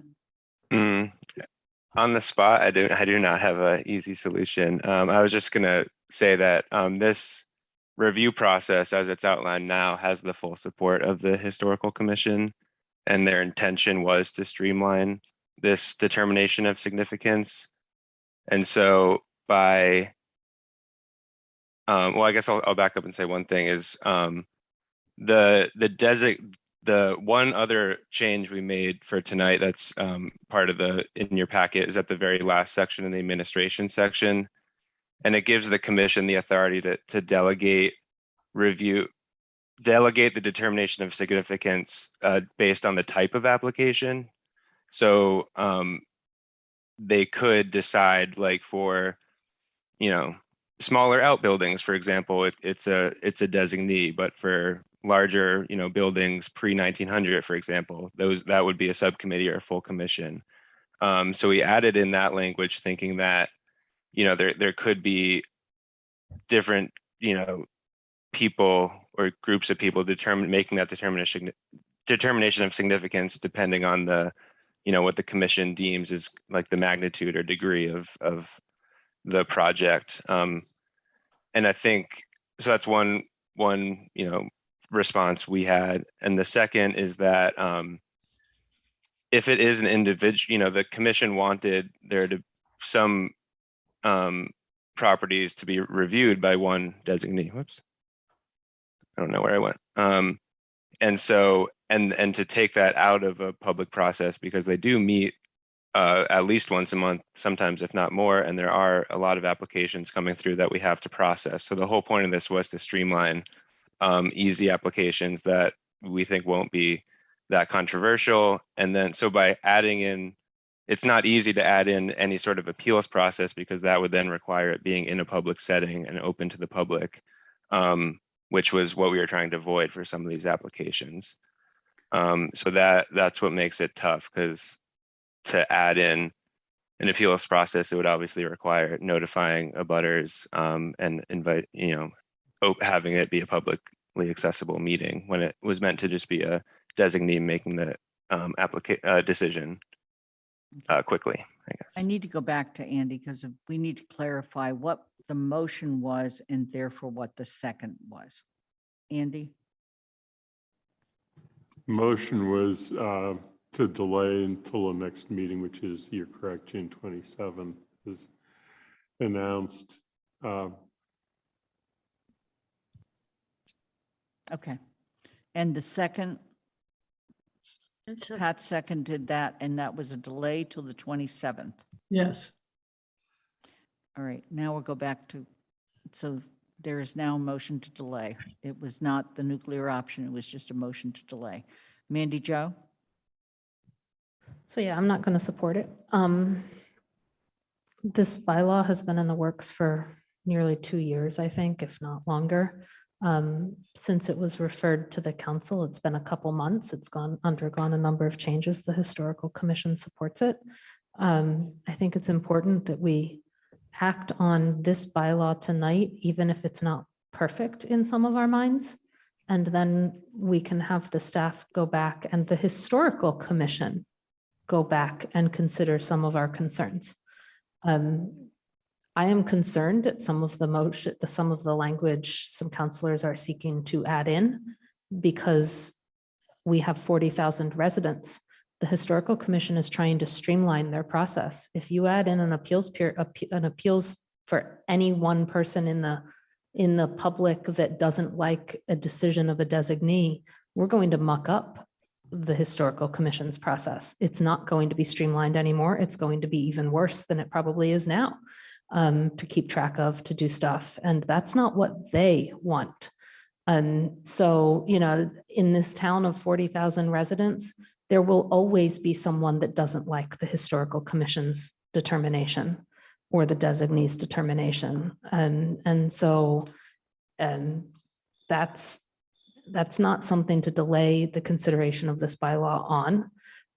I appreciate the desire to have an appeal. I really appreciate it for the applicant. But I think we should move on the bylaw tonight and then allow the Historical Commission to consider our concerns and see how the bylaw works. Until we actually put it in process, we don't know whether some of our concerns will even come to bear. Jennifer? Well, what I think is maybe significant is that I agree with Andy, and we're probably coming at it from opposite perspectives as I think about the particular building on Halleck and North Pleasant. So maybe what I'm hearing Ben saying is because that was an 19th century building, it would probably not have been decided, is this correct, Ben, by one person? Because I think that was a building where both the owner and the community, should have had, a right to be heard. So, and there aren't 40,000 individual, I think of there's 10,000 homes or something in Amherst. So I share Andy's concern, but maybe Ben is saying that it will be addressed by the commission, and I would like to see language that if a significant building is determined to have, if it has a demolition delay or it's given a demolition permit immediately, that the community be aware of this. So would that concern that both Andy and I have be addressed in the current bylaw? And I'm thinking of, the example, the actual built structure that Andy referenced. Okay. Ben, you have your hand up. Yeah, yeah, I just do want to quickly clarify that if a building is determined to be significant by this designee, it will go to a public hearing, and abutters will be notified within 300 feet and invited to the public hearing to make their voices heard. And they can appeal that decision to court of whether a delay is placed or not. So the only instance where something would be demolished without a public hearing is if it's not found to be significant by the designee. And in that case, I don't imagine the applicant would have an issue with that. It would be potentially neighbors or concerned community members. Yeah, so I guess what I'm saying is, you said there'll be certain standards. Would a standard be an intact, let's say 19th century building, be something that would go before the full, that one person wouldn't decide to give that a demolition permit? Yeah, I mean, that's what adding in that language about different application types will allow the commission to make probably add that into the rules and regs about who makes the determination based on the age of the building, about the size of the building. Yep. Thank you. So my question is directed to staff, and it's to ask if, as they look at K administration, particularly authorization to adopt rules and regulations, could such a process be added into the rules and regulations as you promulgate them?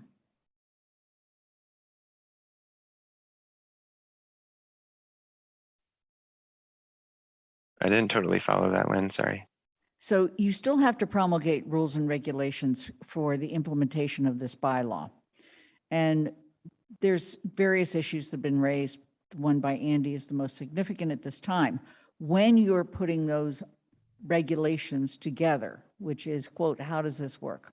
Could you put an appeals process in the rules and regulations? And if at the time you do that, could you come back to the council and say, and gee, now we think we need to put this into the bylaw? I'm trying to find a way forward here. Okay. Because the motion on the floor is to delay vote on this till the 27th. Dorothy? I am for delaying the vote because I don't really know if I trust most of the assurances we've been given. I was at a hearing where a historic house on Main Street, we were told, of course, the developer would keep that house. And then later, all of a sudden, oh no, it's going to take too much work. So all you have to do is about an old historical house to say it needs a lot of work.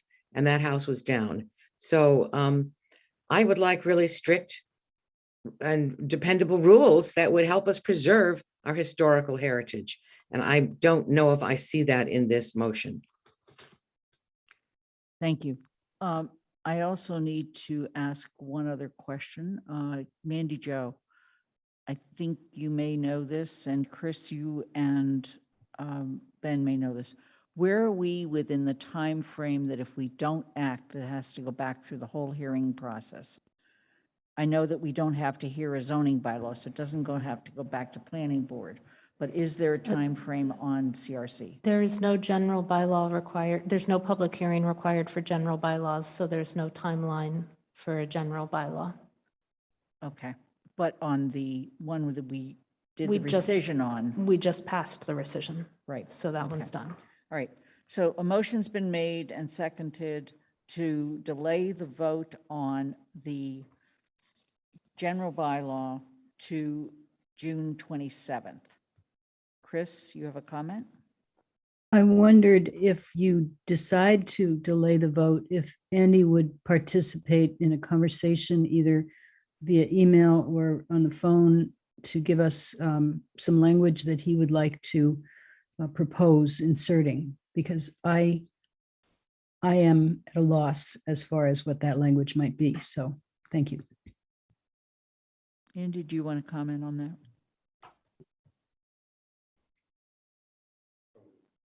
I will do my best. Okay. All right, so the motion's been made and seconded. It's to delay the vote on this until June 27th. If the motion passes, we move to delay. If the motion does not pass, we come back to vote the bylaw as presented. So with that, the first vote is to delay. I'm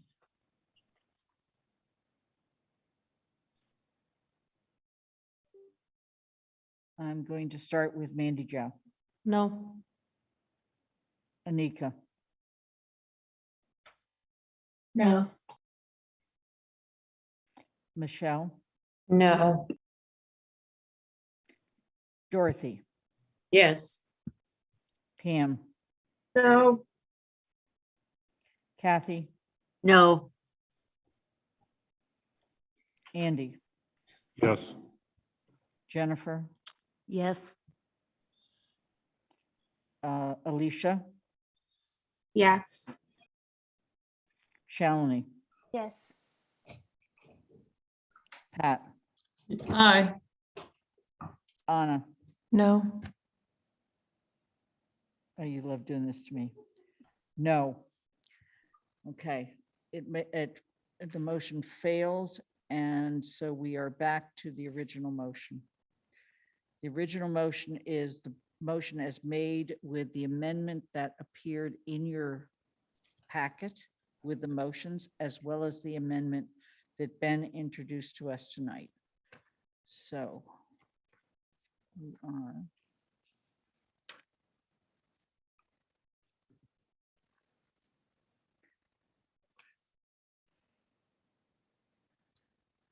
we'll start. Any further questions? Chris? I just wanted to make sure that you remember that in K2, there's a phrase that Ben added, but he didn't actually show it on the screen. And I wanted to know if you'd like to see that on the screen before you vote. K2 has to do with administration. Ben, would you please show that?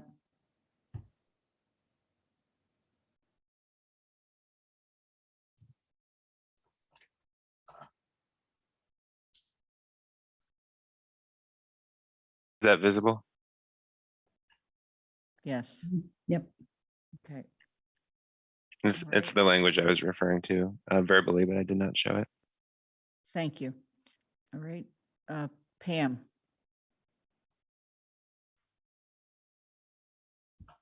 You're muted. Muted. You need, yeah. Good discussion here. I understand why there is a desire to delay this, but I think it's in pretty good shape.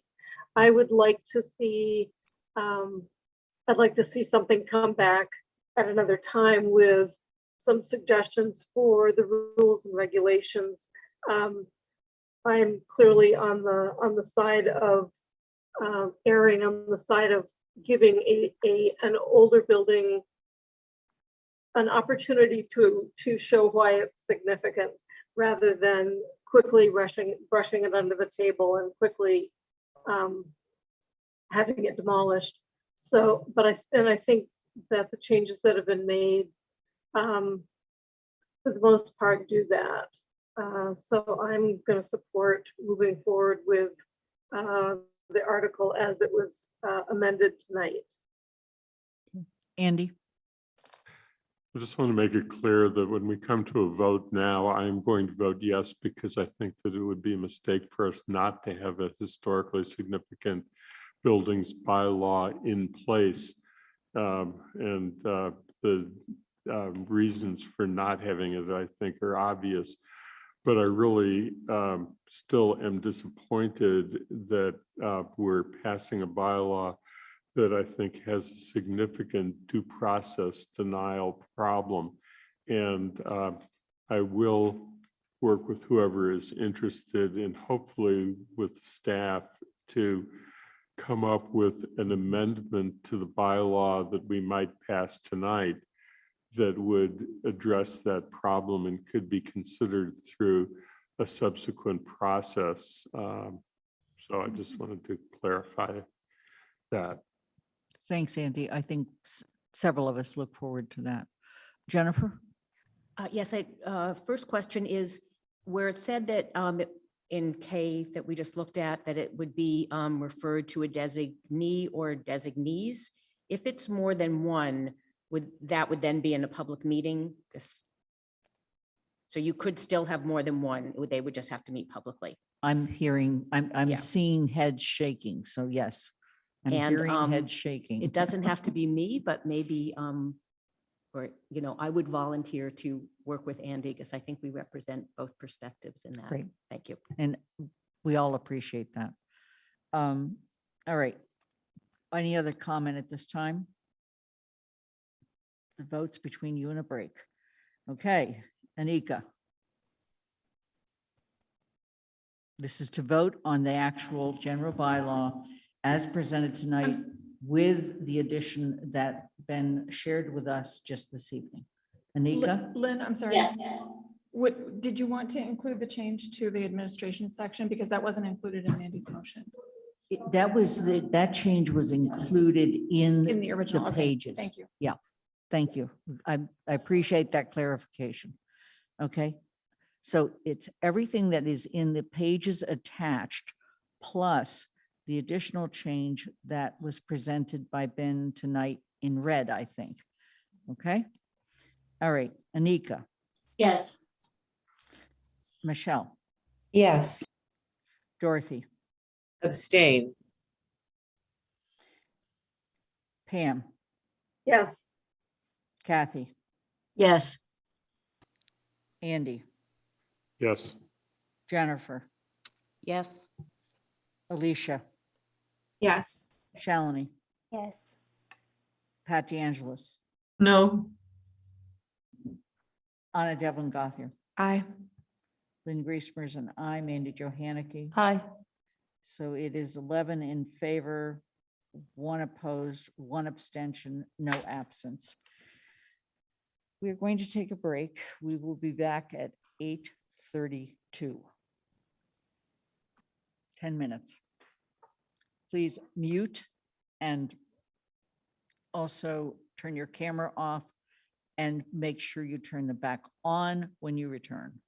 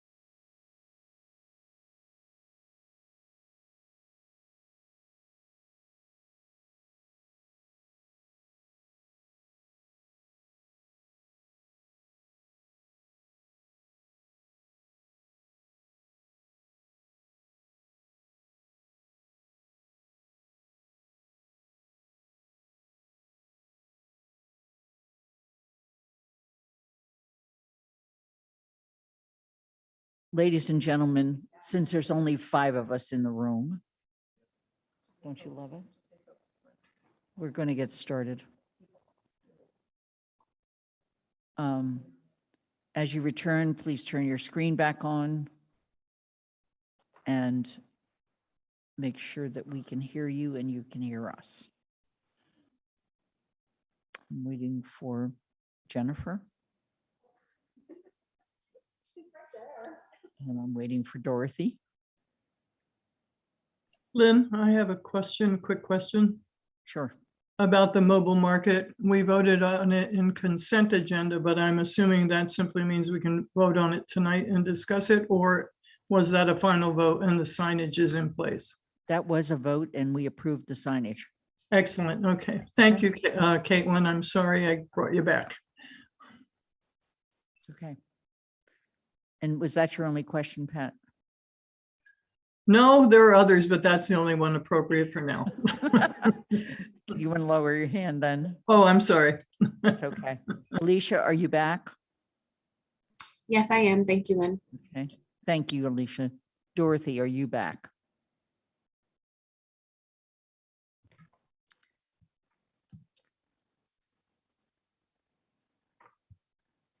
No?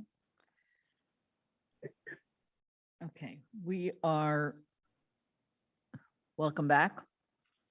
I'm still waiting for Dorothy to. We should continue since we seem to put time limits on other things. We should get started again, whether she's here or not. Thank you. We're going on to the FY23 operating budget. I'm going to call on Andy Steinberg to give the Finance Committee report, and then we'll move to a motion.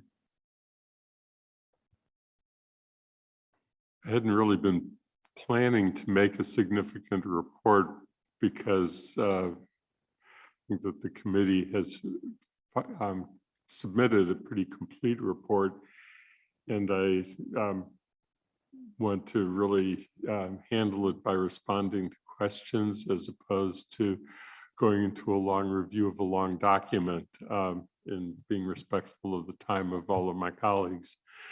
But basically, after careful consideration and special focus during discussion on a couple of issues, the committee voted unanimously to support the town manager's budget as it was proposed. And those 2 items were spelled out specifically in the first part of the Finance Committee report. For members of the public, all documents, including this report and a briefer report regarding some of the votes that will be taken today, are in the packet that's been posted for the public.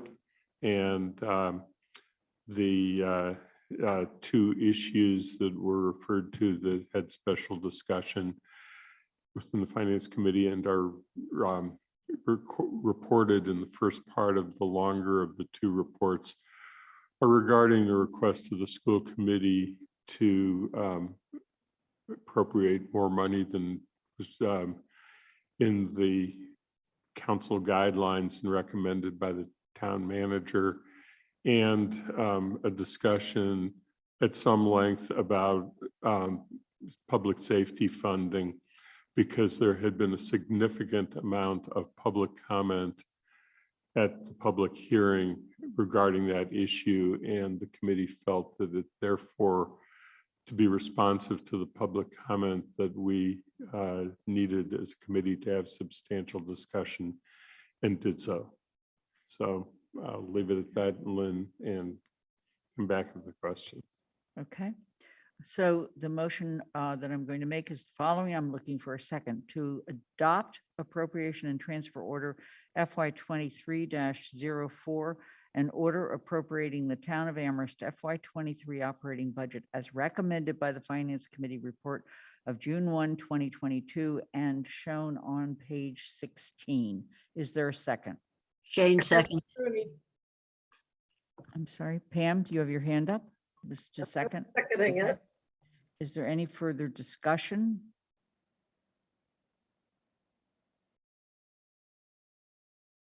Okay, seeing none, we're going to move to a vote.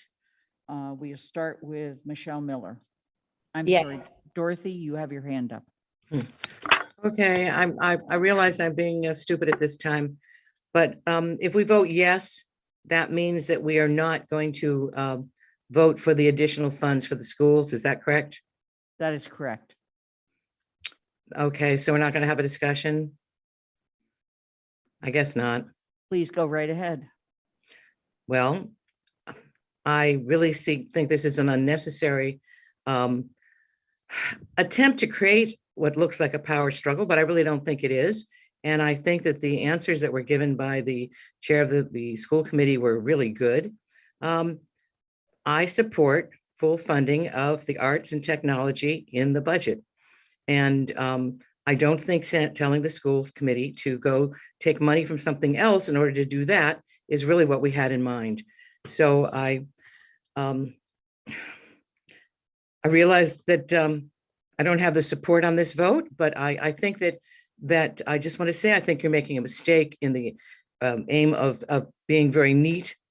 Okay, we just did the sloppiest motion I've ever heard before, where we're kind of doing a motion, we're voting it in, but then we're going to add something, then we're going to change something. I mean, that was ridiculous. It was absolutely ridiculous. And yet we say that we can't do something small like increase this money to the budget so that the students will have 5 days of art and technology. So I am protesting this situation, and I wish that we could in fact vote that money to the school committee. Thank you. Shalini? Yeah, I was, I really appreciate firstly, Andy, what a detailed job you did and in explaining everything. So really appreciate that. Thank you so much for that. The one thing, I mean, one part of it did get addressed at the Chapter 70 fund. Oh, I'm talking with respect to also the school, a school committee's request for 51,000 being allocated to them. So one part of it, I understood that Chapter 70 funds, because we don't really know whether we'll get them. And so we're not, that's what my understanding was, we're not willing to allocate that to the school. But the other part, which is for the COVID, the $31,000 increase in reimbursement to the town for school staff's sick time resulting from COVID. And that was, that is specifically for the school, and it was raised because of the work done by the ARPS, by the staff over there. So what is the reasoning for not allocating that? Sean? So that's a one-time reimbursement. That's not a sustainable revenue source. So both the schools and the town sought that reimbursement. And it was sort of the state set aside some funding this year for additional COVID leaves, and that's what that is. So that's a one-time reimbursement that would not continue into the next year. Right, but are we giving it to them for this year? Is it being passed on to them? So it's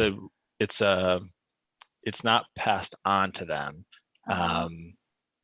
It's using essentially the sick time that people would otherwise use, and instead of them having to charge their sick time, they use this additional leave allowance, and then we get reimbursed for providing that.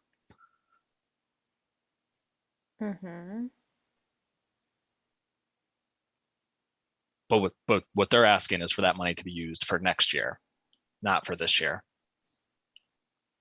If there were additional costs this year related to COVID, there's several COVID grants that both the schools and the towns have that can be used to cover additional COVID related costs. But what they're proposing is to use that one-time reimbursement from this year to support a recurring expense next year. Right. Okay. And then okay, let me think a little bit more, take some other questions. Alicia? Thank you, Lynn. I just wanted to voice my support for Dorothy Pam's earlier statement, and just wanted to take a quick minute to read an email I received from my son's art teacher this week. It says, I will leave their name out, that they are here, the art teacher writing with some sad news. I have accepted another art teaching job for the upcoming school year. As many of you know, the district cut the art and technology teachers for this year to 4 days a week at each elementary school, which has been extremely hard on me in many ways. My new job is full-time and closer to where I live. And while it breaks my heart to leave Fort River's brilliant young art students, I hope you and the students will understand that I need to do what is best for me. And so I think that I got that email 2 days ago, and it really just emphasized the importance of the decisions that we're making here on the council and how they affect real people in real ways, and how they directly affect me and my family and my children and the other children in this town.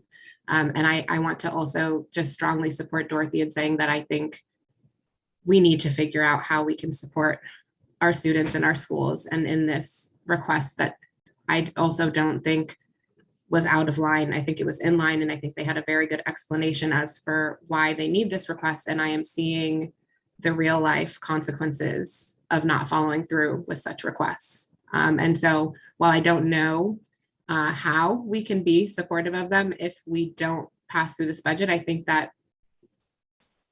think we should figure out how to do so, honestly. So thank you. Okay. Dorothy, I'm going to skip over to Michelle. Michelle? Yeah, sorry about that. I just needed a breath. This is a difficult decision, I think. And the way that I have understood it is not the town council that has taken away the art budget or any budget. In fact, it was a decision made by the school superintendent. And please correct me if I'm getting this wrong, because this is new to me, and then we are being asked as a town council to supplement essentially a decision that was made by the school superintendent. And so I think a way that we can show support, because I really feel what Alicia and Dorothy have both said, and I have talked with teachers over the past couple weeks, and the information is confusing, I think, for a lot of people. But I think that by encouraging the superintendent and the school committee to support these programs, and by sharing our support here, that's one thing that we can do. But I do think it's important to differentiate that we're not deciding to remove those programs. We're being asked to supplement or to sort of, supplement's the only word that's coming for me right now, a decision that was made by the superintendent of the school. Thanks. Mandy Jo. So I have a lot of thoughts. I will not support a motion to increase the budget above what the manager proposed. We set our financial guidelines. They're tough on everyone. They're tough on the schools. They're tough on the regional school. They're tough on our library. They're tough on our manager. And for the last number of years, everyone has had to make hard choices as to how to distribute the money that is available. And last year, the school committee and the superintendent recognized that with the loss of students in our district, that the same services could be provided with 0.8 full-time equivalents in those areas, so that it was not a loss of services. And they may regret that decision this year, but it's not a loss of services. And the budget proposed this year continues those positions at 0.8. Last year, the council made a tough decision when presented with the budget, because the manager proposed a budget that removed the economic development director in favor of a director of diversity, equity, and inclusion. We would have loved to have both, but the budget just didn't support it because there's just not enough money. And so we had to make a hard decision to support the town manager's decision to remove one position in favor of another position. That's how budgeting goes. And the school committee could make a hard decision to say, we want to increase those arts and technology teachers back to 1 FTE in each school by making a hard decision to find that money somewhere else. But they didn't want to make that decision. And so they just asked us to add money to the budget that goes above and beyond our guidelines. I won't do that because one of the other reasons I won't do it is if we do it this time, we're lucky we can say no in some sense to that request from our elementary school. And lucky might be the wrong word, but if that request came in the form of a request for assessment from the regional school district, and it came in the form of multiple hundreds of thousands of dollars above our guidelines, and the other 3 towns said, great, let Amherst pay that, we would have no ability to say no. And those same 5 school committee members that are asking us for $52,000 right now above our guidelines control the regional school district. And that worries me. So call it a power play, call it something else, but we have really big problems to fund and really hard decisions to make. And this council's proven it can do it, the library's proven it can do it, and I'm just not sure the school committee has proven that they can do it. And I'm going to hold them to the guidelines because I truly believe that $52,000 can be found in a $17 million budget. Pam? Thank you. Mandy Jo said just about everything that I was going to say. I think I totally support the arts and technology being provided at a full with full funding, and I would ask the superintendent to find that, be creative like we did with, like the town manager did with Crest, to create something that's needed by looking at other opportunities. The number of children attending the schools is dropping, and I think that they can again find that money from within that budget that was directed with a limit that was directed to them. I do support the full funding of art and technology. Find it somewhere, please. Before I go back to Dorothy, I want to clarify something. First of all, it is not the town council's decision as to how the school district spends their money. That is their decision. Second of all, it is my understanding that the arts and technology cut that we see this year and we saw last year does not cut the number of classes offered to students. It unfortunately cuts prep time. And I think if any of you, and many of you did attend finance committee meetings, I want to thank all of you that were able to do that, for doing that. And you heard many of us in the finance committee say, we hope you'll find that money to give those teachers that prep time, but it's not cutting a class from students. I want to be very clear about that. Dorothy? I spent this weekend at a reunion at my prep school, Loomis Chafee. And the head of school gave a talk about how the school got through COVID and had a very, I think, astonishing statistic. Amongst the many of them were that 65% of these really privileged students felt the need of mental health support and were suffering with anxiety. So I think that we have, a situation as great or greater in our own public schools. I want to make a statement to the students, to the teachers, to the school committee, to the town, that we absolutely totally support the students, and that we know that arts and technology are courses which seem to play a very good role in terms of allowing students expression and keeping mental health. I also support teachers. I support full-time pay. Alicia's message was, I think, so strong. Teachers may love their students, may love their school, but they have to be paid. And I think teachers deserve full-time pay. And that's not that much money. Full-time teachers' wages is not that much money. So if we're going to have a little fight, I would say, okay, it's not that much money. How can I find it? Well, we can take our town council stipends. That would do it. Okay. I mean, we have the money and we could do it. I really feel that we need to make a strong statement of what we support. And I don't mean one that's a bureaucratic one. I mean a human statement that we support our schools, our teachers, and our students, and we support the arts and technology. And I really hope that we do. Thank you. Shalini?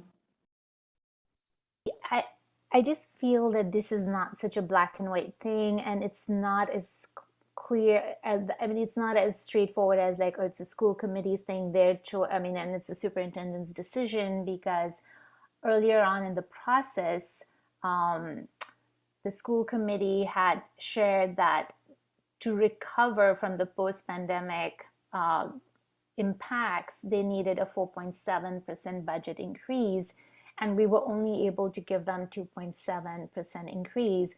And they have been trying to accommodate and fit and make the changes based on the guidance and what the town manager is offering. And of course, he's in a hard position because of the new departments and doing all the work we're doing.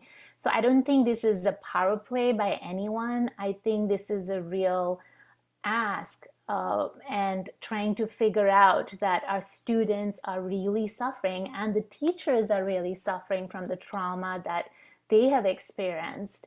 And so it may be it's a big amount, it's a small amount, but it's an amount that I feel we are able to do. But I think more than the amount, it's the message that it sends to the people, to the teachers, to the schools, to the parents, to the students, that this is our value, this is a priority. So is there a way, are there other state aid funds or other ways that we can provide that support to make it a full-time? Because even though we're not cutting classes, it is having an impact where teachers, like the story that Alicia shared, it is having an impact. And that was the promise that no, this is not going to impact because the classes are still intact. But what we're finding is it is. So is there a way that we can offer some other state funds or something that would allow them to make it a full-time position?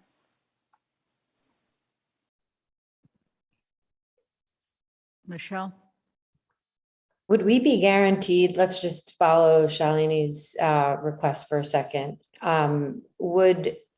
If we came up with the money from somewhere, would we be guaranteed that it would be used for art and technology? Because what I've heard Lynn say in Finance Committee and here is that we don't have jurisdiction over the way that the money is spent. And so I think we can't mix those things up. And I'm just wondering, Shalini, if you were clear on that piece of things, that even if we were to come up with the money, we don't get to say, if the superintendent wants to configure things the way that he has, that's his choice. And we don't say in where the money goes. I'm going to go to Andy and then Pat. It was not an easy discussion or decision on the part of the Finance Committee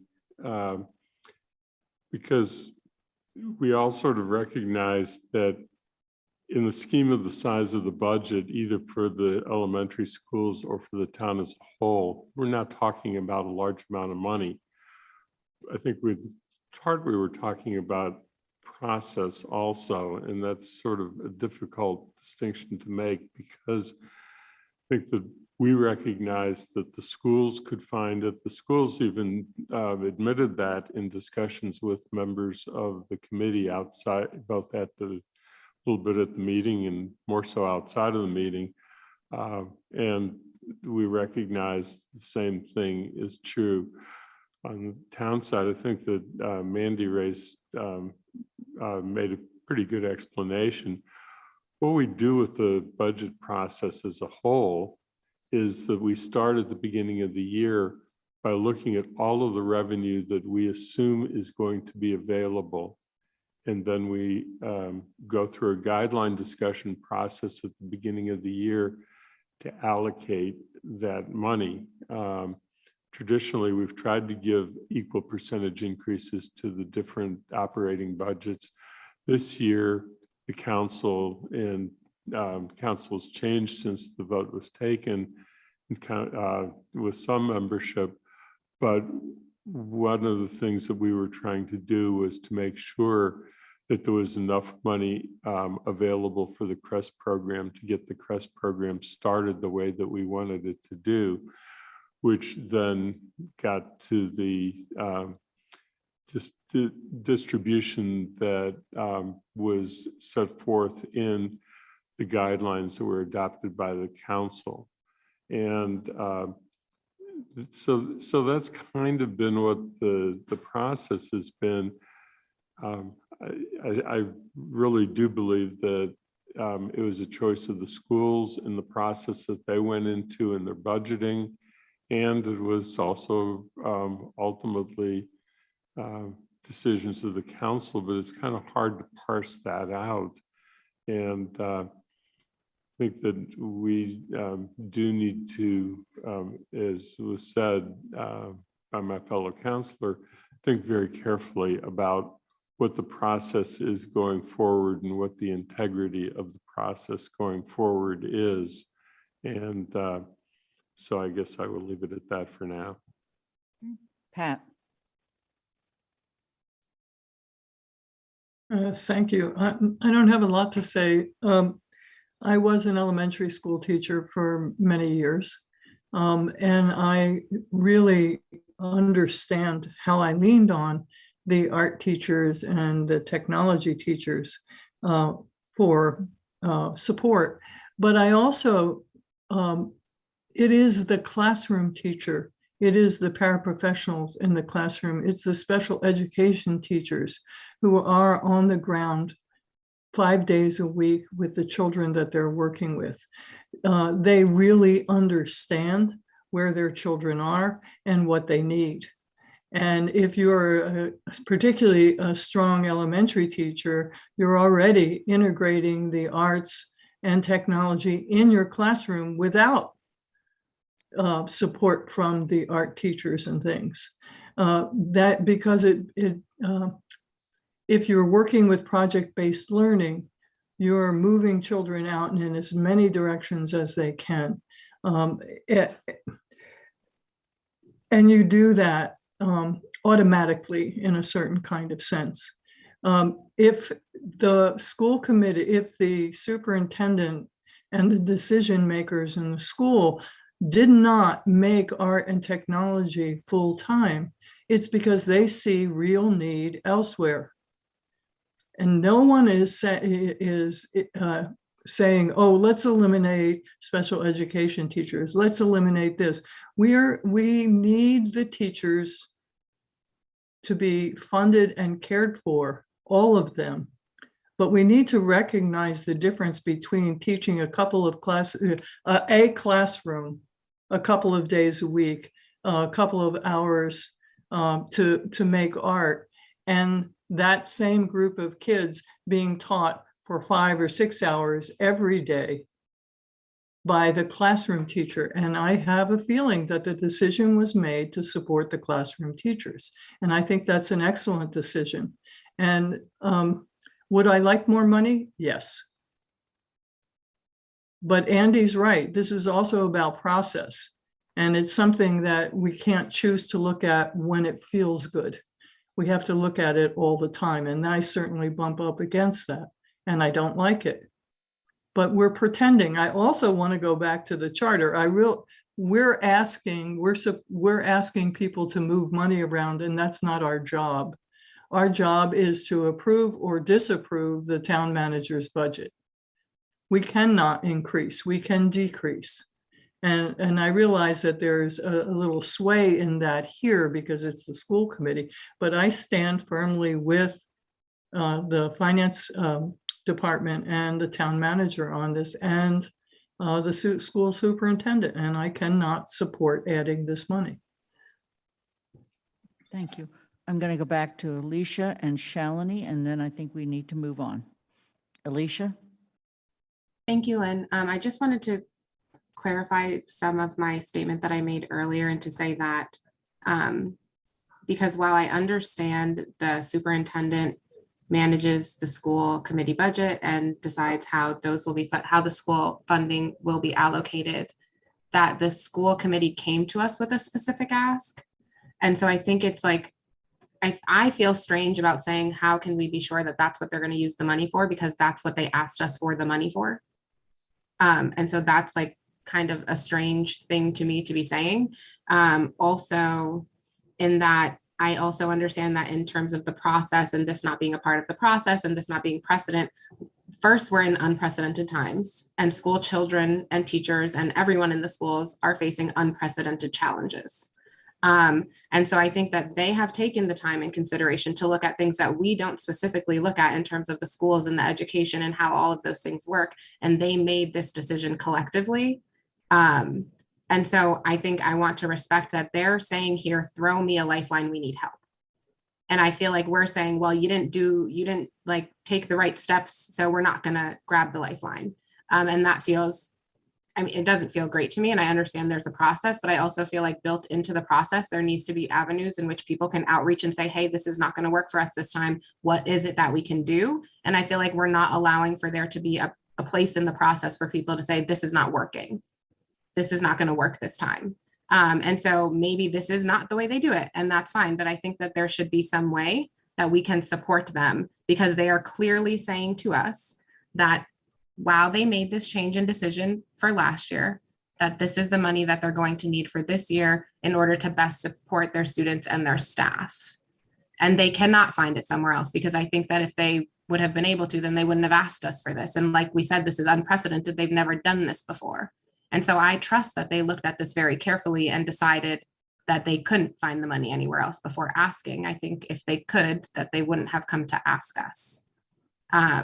That's just how I feel about it. And so I would feel, while I don't know if this means I vote no to the budget, I would feel a lot more strongly about my role on the council and about my advocacy for the children in this town and the staff in the schools if we did something to support them in that aspect of what they're looking for.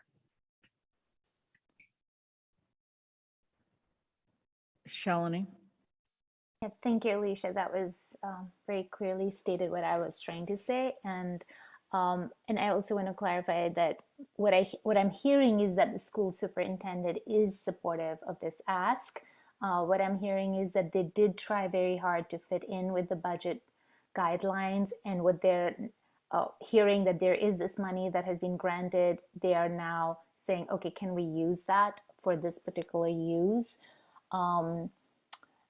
So I guess my first question to Paul might be, are there other ways, like rather than thinking either or, are there other ways that we can support them through state money, or could there be a supplemental appropriation later in the year?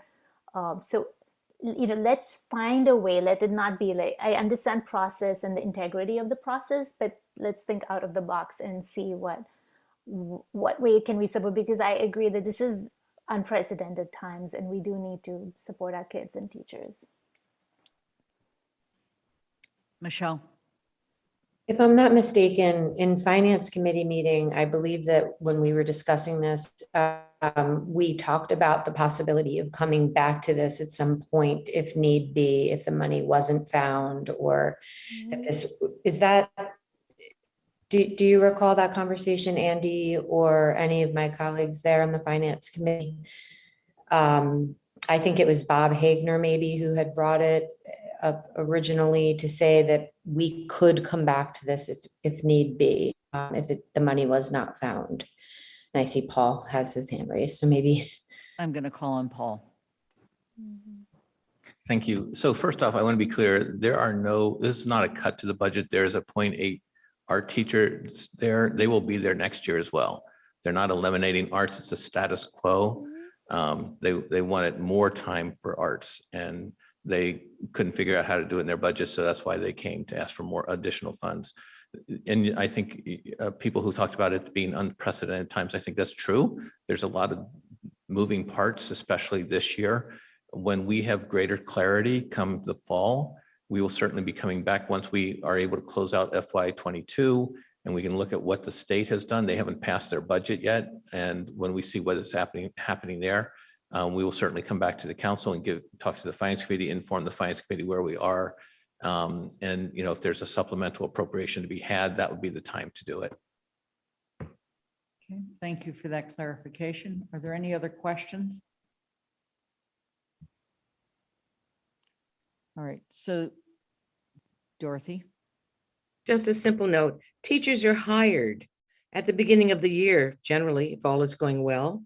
And supplemental budgets come after somebody has turned them down. Some teachers are quitting in the middle of the semester. Teachers are not to be taken for granted. They really need to be treated with more respect and care. It's been a very difficult, challenging time for them. And people like to take a job at the beginning of a school year and know that they have what they're going to get paid. I really do trust that you will probably find some money later on in the year. So that's not that I don't believe in that. It's just that I think at the beginning of the school year is the time to do it. Thank you. Alicia. Thank you, Lynn. I'm just wondering, is there a way that we can make some sort of commitment to coming back to this so that it's like solidified that we will visit this once the budget is solidified from once we've closed out last year's budget and we've looked at X, Y, and Z? Is there some kind of commitment we can make there? Paul? So yes, we always come back in the fall and give an update to the council on where we are. That's a pretty normal thing for us to do. And at that point, we look at free cash and we look at where it's going to be distributed as to whether it's going to reserves or, for instance, last year, we used some of it to catch up on the fact that we had not been paying into our OPEC fund at the full amount that we had been paying in the past because of COVID. So that's a time when we do all of that looking, Alicia. But I mean, with specific intention to revisit the school committee's ask. Like, is there a way we can say we will come back and look at it specifically for this reason and not just in general, since we always do that in general? Sean, you have your hand up. Yeah, so I think we'll look at everything in the fall. I think all the operating budgets are struggling. They're all going to be dealing with inflation and gasoline prices and diesel prices rising, supplies rising. So I think in the fall, we'll be looking at all the operating budgets, which would include the elementary schools. Right. Alicia, okay, Michelle? I'm wondering if what Alicia's asking is if a motion can be made that commits us specifically to looking at this at a certain date with a timeline attached, which signals to the school committee that we mean business about this and we are taking it very seriously. And I feel somewhat torn about that because I trust Paul and Sean will absolutely do that. But sometimes I think when we are more formal about our commitments in circumstances like this, it can be helpful. I don't know if that's what Alicia was referring to, but I'm filling in the blanks where I thought maybe she was. Yes, thank you, Michelle. Okay. So if we're going to do something like that, I suggest we go ahead with the budget motion, and that if somebody wants to formulate a motion that looks at something once we have certified free cash, would seem to me to be the best marker. I'm looking to Paul and Sean on that, but I think it should be done in a way that does not promise, but only says it will come back to the council. Kathy? I'm fine with what you just said, Lynn, but I think people should really spend some time looking at the school budget and go back and look at the discussion at the school committee, because at least one member was saying there is money in the budget and pointed out to specific sources. So I think it's really important it's painful, I think, to be looking at budgets, but it would be good. So I I am totally for moving forward with this, but I think that is something that only a few people have done. We are very supportive of our schools in Amherst. It's a huge share of our budget, and so we should just be remembering that. Thank you. Yeah, thank you. The other option is that such a motion could be made on the 27th and not try to formulate it from the floor here.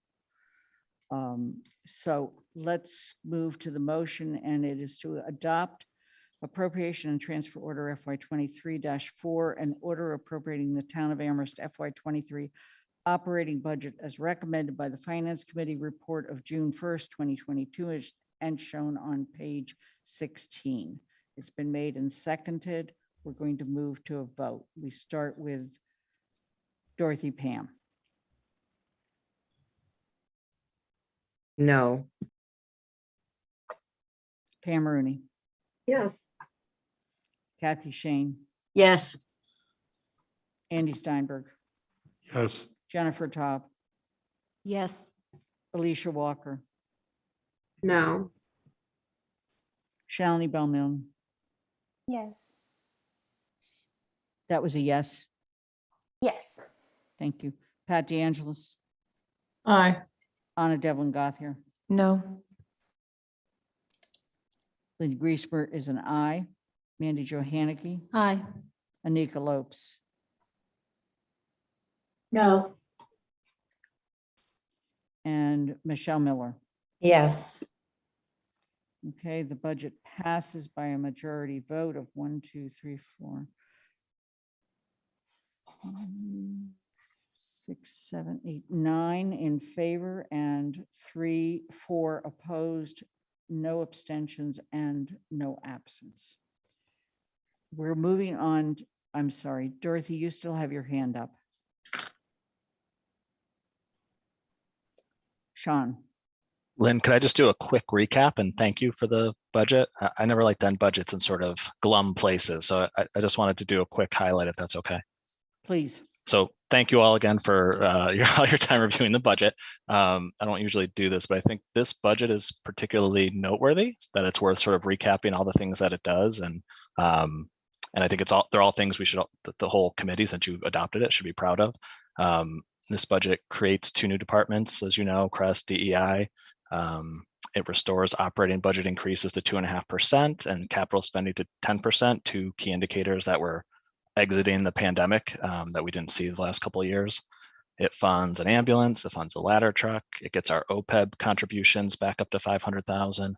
And I think one thing that's sort of under the radar, could be good, could be bad, how you look at it, is that it also, our regional assessment method is sort of at a stable place, whether we like that stable place or not. It's sort of at a place where next year, when we enter those regional budget conversations, it won't be about the assessment method, it'll be about the budget itself. So I think when you kind of look at all those things, then add in the 4 firefighters from ARPA, this really is sort of a transformational budget that I think everyone should be proud of, despite little differences around the school funding. So thank you again. Thank you. Thank you, Sean. And I think we'll go through the operating and then we may have a few more thank yous. Okay. Thank you, Sonia. The FY 23 capital improvement program is the next one. There are actually in this 3 motions. Okay. The first 2 are actually, no, the first one is majority vote, and it is to adopt appropriation and transfer order FY 23-05A and order appropriating funds for a portion of the town of Amherst capital program equipment, buildings, and facilities as recommended by the Finance Committee report of June 1st, 2022, and shown on page 17. Is there a second? Second, Hannicky. Thank you. Is there further question or comments?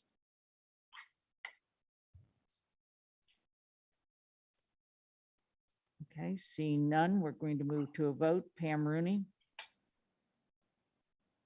Yes. Kathy Shane. Yes. Andy Steinberg. Yes. Jennifer Taub. Yes. Alicia Walker. Yes. Shalini Belmilne. Yes.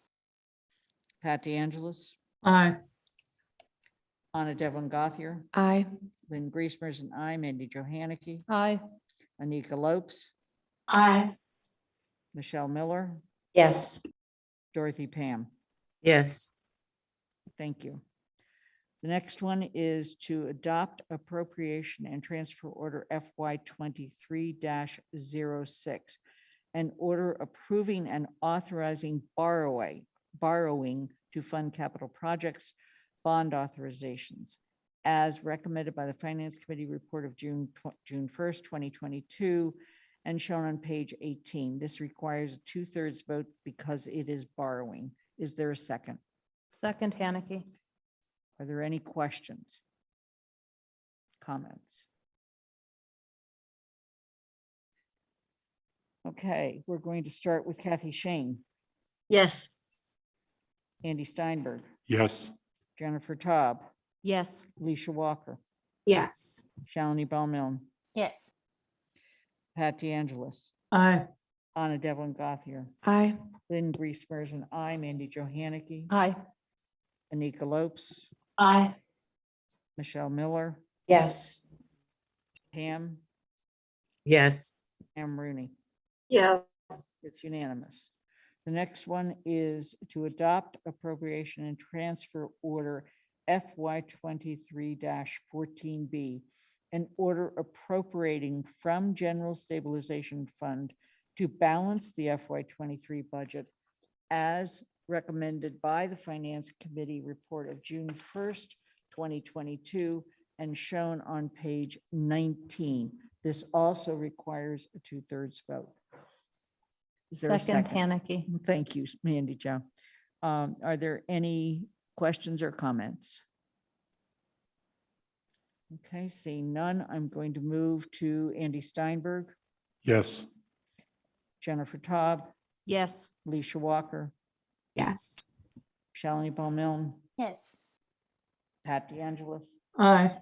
Anna Devlin Gothier, Excuse me. Aye. Lynn Griesmer's an aye, Mandy Johanicky, Aye. Anika Lopes, Aye. Michelle Miller, Yes. Dorothy Pam, Yes. Pam Rooney, Yes. Kathy Shane. Yes. It's unanimous. All right. Kathy, before I'm going to call on you, I want to just thank Paul, Sean, Sonia, and the entire fiscal staff and all of our department chairs, our schools, and our library for the tough work of putting together what I do agree with Sean is really a very, very changing budget for us. Creating 2 departments is not something we do every day. It's something we haven't done in a long, long time. And it was following council's wishes from last year and using our ARPA money to get started on funding additional firefighters as well. This is something that I'm now going to turn and just say, Andy, thank you. Thank you for leading us through this budget process. Thank you to all the Finance Committee members and to all of the counselors that showed up for more Finance Committee meetings than I think you probably wanted to sit through, except if you were a member on that committee. So, and for the many, many questions and the writing and the questions that got forwarded, and to all of our department heads for all of the time that they put in answering those questions, satisfying our probing nature, and learning as we went along more about our town than we ever learn, I think, during any other time of the year than when we look at the budget.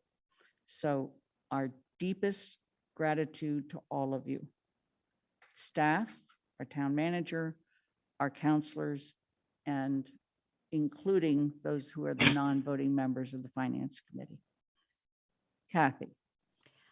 Lynn, you said much better what I was going to say, but I just want to also, the capital budget that we just voted on, those of us who served on JCPC, the creativity of it and the responsiveness of Sean and Sonia and the whole group. And again, all the department heads, they came and talked to us, but it's a very creative capital budget that we have, including putting in a maintenance fund where we have Jeremiah looking across all of our buildings, with something we've really been asking for, with a thought of how he's going to do each piece. So having seen it 3 or 4 years ago, I just feel like it's been creative, innovative, and responsive in a way that is just a here. I know it's a lot of work that to get it to the state we see it in February. The behind the scenes got it to us, but thank you very much. Thanks. We're going to go on to the Centennial Water Treatment Facility funding. And Athena, I'm going to ask, is there any reason I can't take these two motions in reverse order so that we're not rescinding something before we replace it?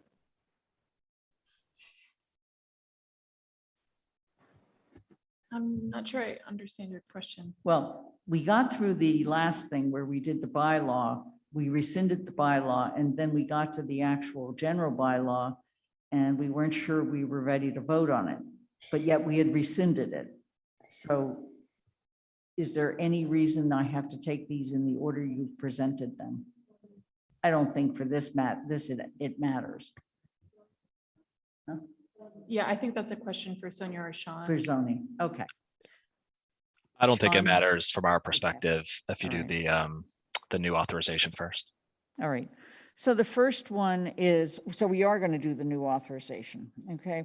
We're going to adopt appropriation and transfer order FY 22-09, an order approving and authorizing borrowing to fund capital projects bond authorization as recommended by the Finance Committee report of June 1st, 2022, and shown on page 21. This requires a 2/3 vote. Is there a second? Second, Haneke. Thank you. Are there any other questions or comments? This is regarding what we saw today in the presentation. The Finance Committee has reviewed this. In fact, Andy, would you like to comment for the Finance Committee?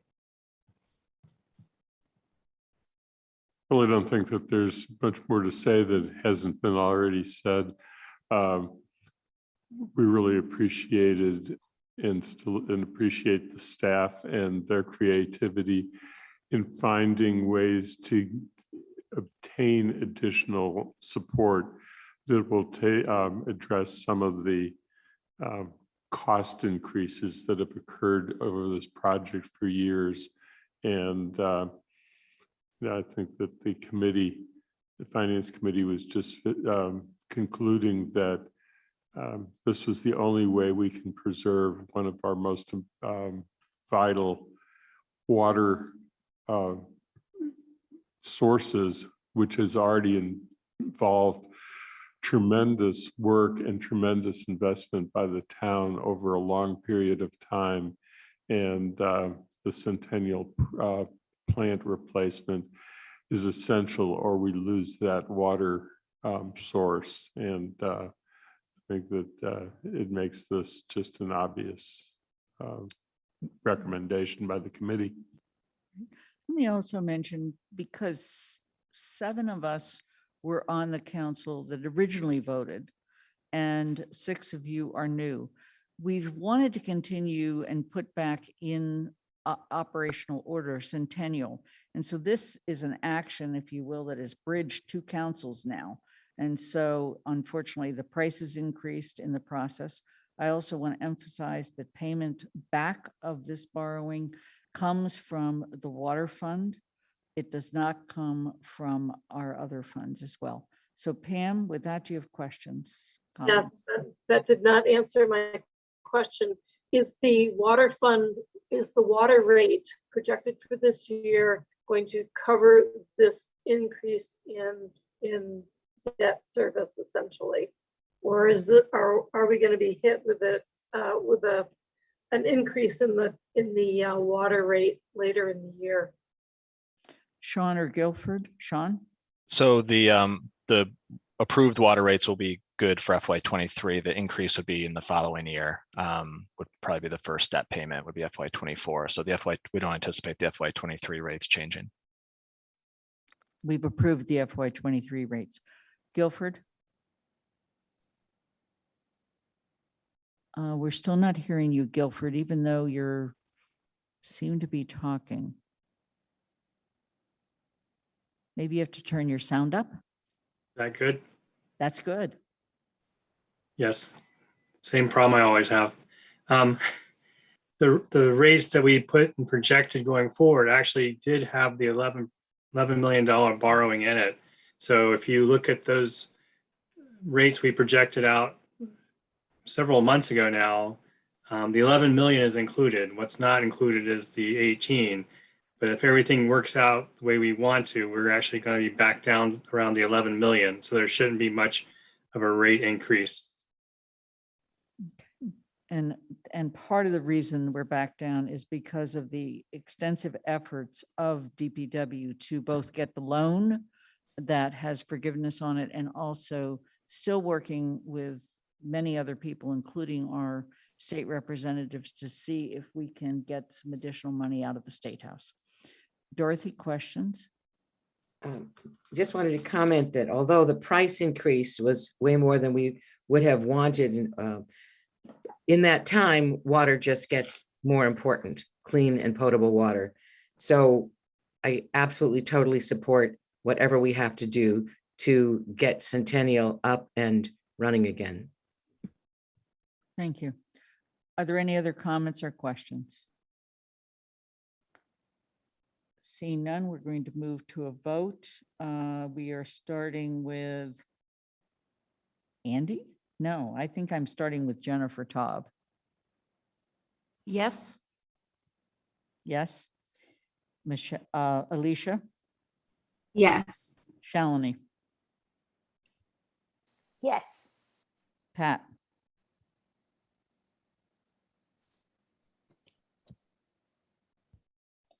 I had trouble unmuting. Aye. Anna, Aye. Lynn Griesmer is an aye. Mandy Jo, Aye. Anika Lopes, Aye. Michelle Miller, Yes. Dorothy Pam, Yes. Pam Rooney, Yes. Kathy Shane, Yes. Andy Steinberg. Yes. That is unanimous. Now we're going to go back and rescind the old purchase order. This only requires a majority vote. It's to adopt appropriation and transfer order FY 23-13, an order rescinding authorized but unissued bonds as recommended by the Finance Committee report of June 1st, 2022, and shown on page 20. Is there a second? Second, Haneke. Thank you. And so questions on this? This was the old vote passed by the previous council. All right, moving on to this, Alicia Walker, Yes. Shalini Bowman, Yes. Pat DeAngelis, Aye. Anna Devlin Gothier, Aye. Lynn Griesmer is an aye, Mandy Jo Haneke, Aye. Anika Lopes, Aye. Michelle Miller, Yep. Yes. Dorothy Pam, Yes. Pam Rooney, Yes. Kathy Shane, Yes. Andy Steinberg, Yes. Jennifer Taub. Yes. Okay. The next item is a presentation. It is regarding the North Common. Again, this is an item that started actually even before the town council. It started back with the previous select board. And but most of the decisions were made by the town council. And I'm going to call on Assistant Town Manager Dave Zomack, I believe, and Sean Mangano and DPW Director Guilford Mooring. I want to also point out this was an automatic referral to the Finance Committee and will return to the town council for a public forum and a vote on June 27th. And just the planning director, Chris Brestrup, is here as well. Oh, I'm Well, sorry. please. Thank you. And Chris Brestrup, thank you. Okay. I think we have a slide presentation or something, Athena? Lynn, if I could, Yeah, Dave, please. can you hear me okay? Yeah, I think we are going to just start with a brief overview of the project. We do have, of course, the memo and an image or two that Athena can share, but I don't think we were going to go through that whole PowerPoint that we put in the packet. Thank which you. was a couple of years old, but trying to save time for you all. Good evening. Very excited to be here tonight talking about one of my favorite projects, the restoration of the North Common. Happy to have Chris and Guilford if I miss things. But the project, as you know, has a long history of planning, dozens of public meetings. A couple hundred people participated in our process over the years. This project goes all the way back to the select board before we changed our form of government. Fast forward to today, and we're very excited. I think a few days ago, the town manager shared with you the good news that we got an $827,000 Land and Water Conservation Fund grant to support this project. And what that allows us to do is to essentially only require two sources of funding for the project. One will be the federal funds coming through the state of Massachusetts, and the remainder of the funds will be CPA dollars. The planning department and public works have collaborated on the design. The design came before the previous council and was reviewed extensively by that council. The goals of the project, in short, are to restore and activate the North Common space. As you know, it's been a very tired space and one that's been in need of attention and funding for years, to make it fully ADA accessible, to honor the history of the Common, going back to its original design and acknowledging that. To safeguard as many trees as possible during the design, and we've worked extensively with Alan Snow, the tree warden, on that. To address severe erosion. I think we're all witness to the fact that the North Common is one big wall of water when it rains from one corner to the other. To make it usable and safe for everyone in our community, to add walkways, seating areas, and most importantly, adequate lighting. And to provide gathering spaces, a plaza outside of Town Hall, and smaller gathering areas for seating, for tables, and potentially for outdoor small theater or other poetry readings, etc. And a place potentially down the road for public art.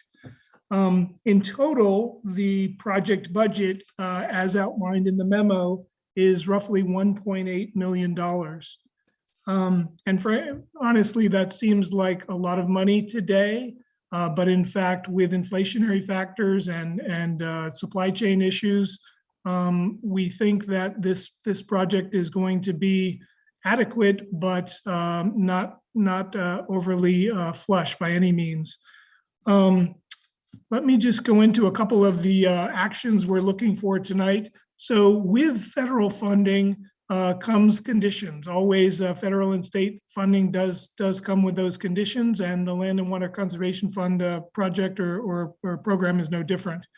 And the actions outlined in the memo, I'm going to be very short on this. I'm not going to read you all of them, but essentially we're looking for the council to appropriate the full sum for the project budget, to confirm the use of CPA dollars already previously voted by the last council, to authorize the town manager to apply for any additional funds if before this project is put out to bid in the fall. If there are any other grants, we will certainly try to go for those.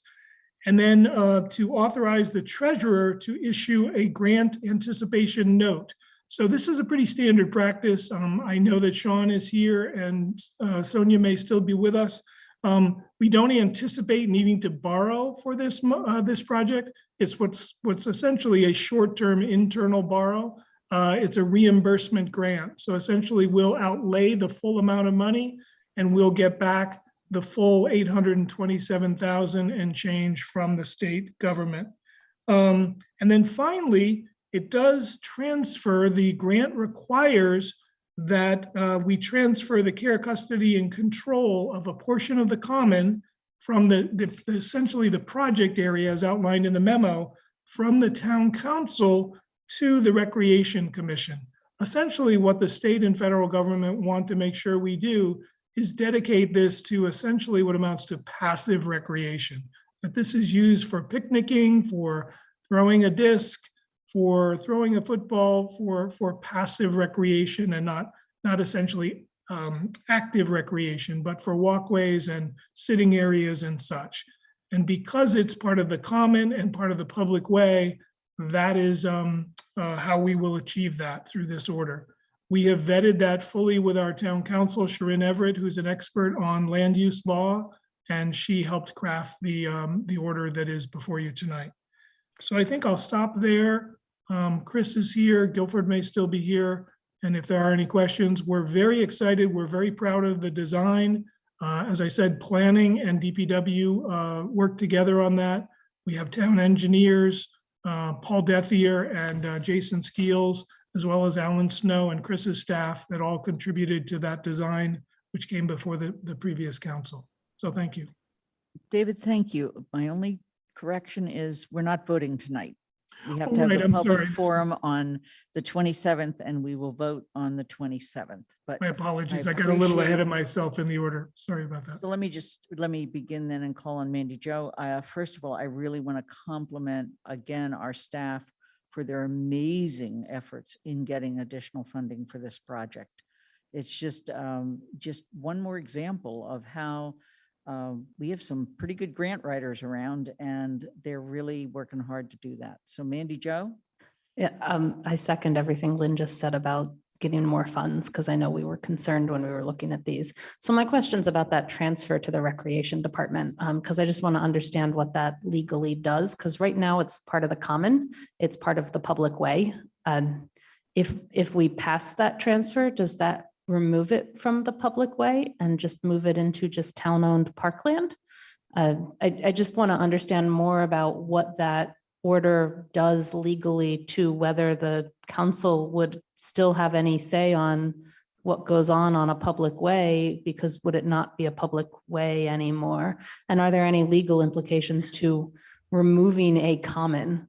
Because it's been a common for so long, and I guess I'm just looking for more information.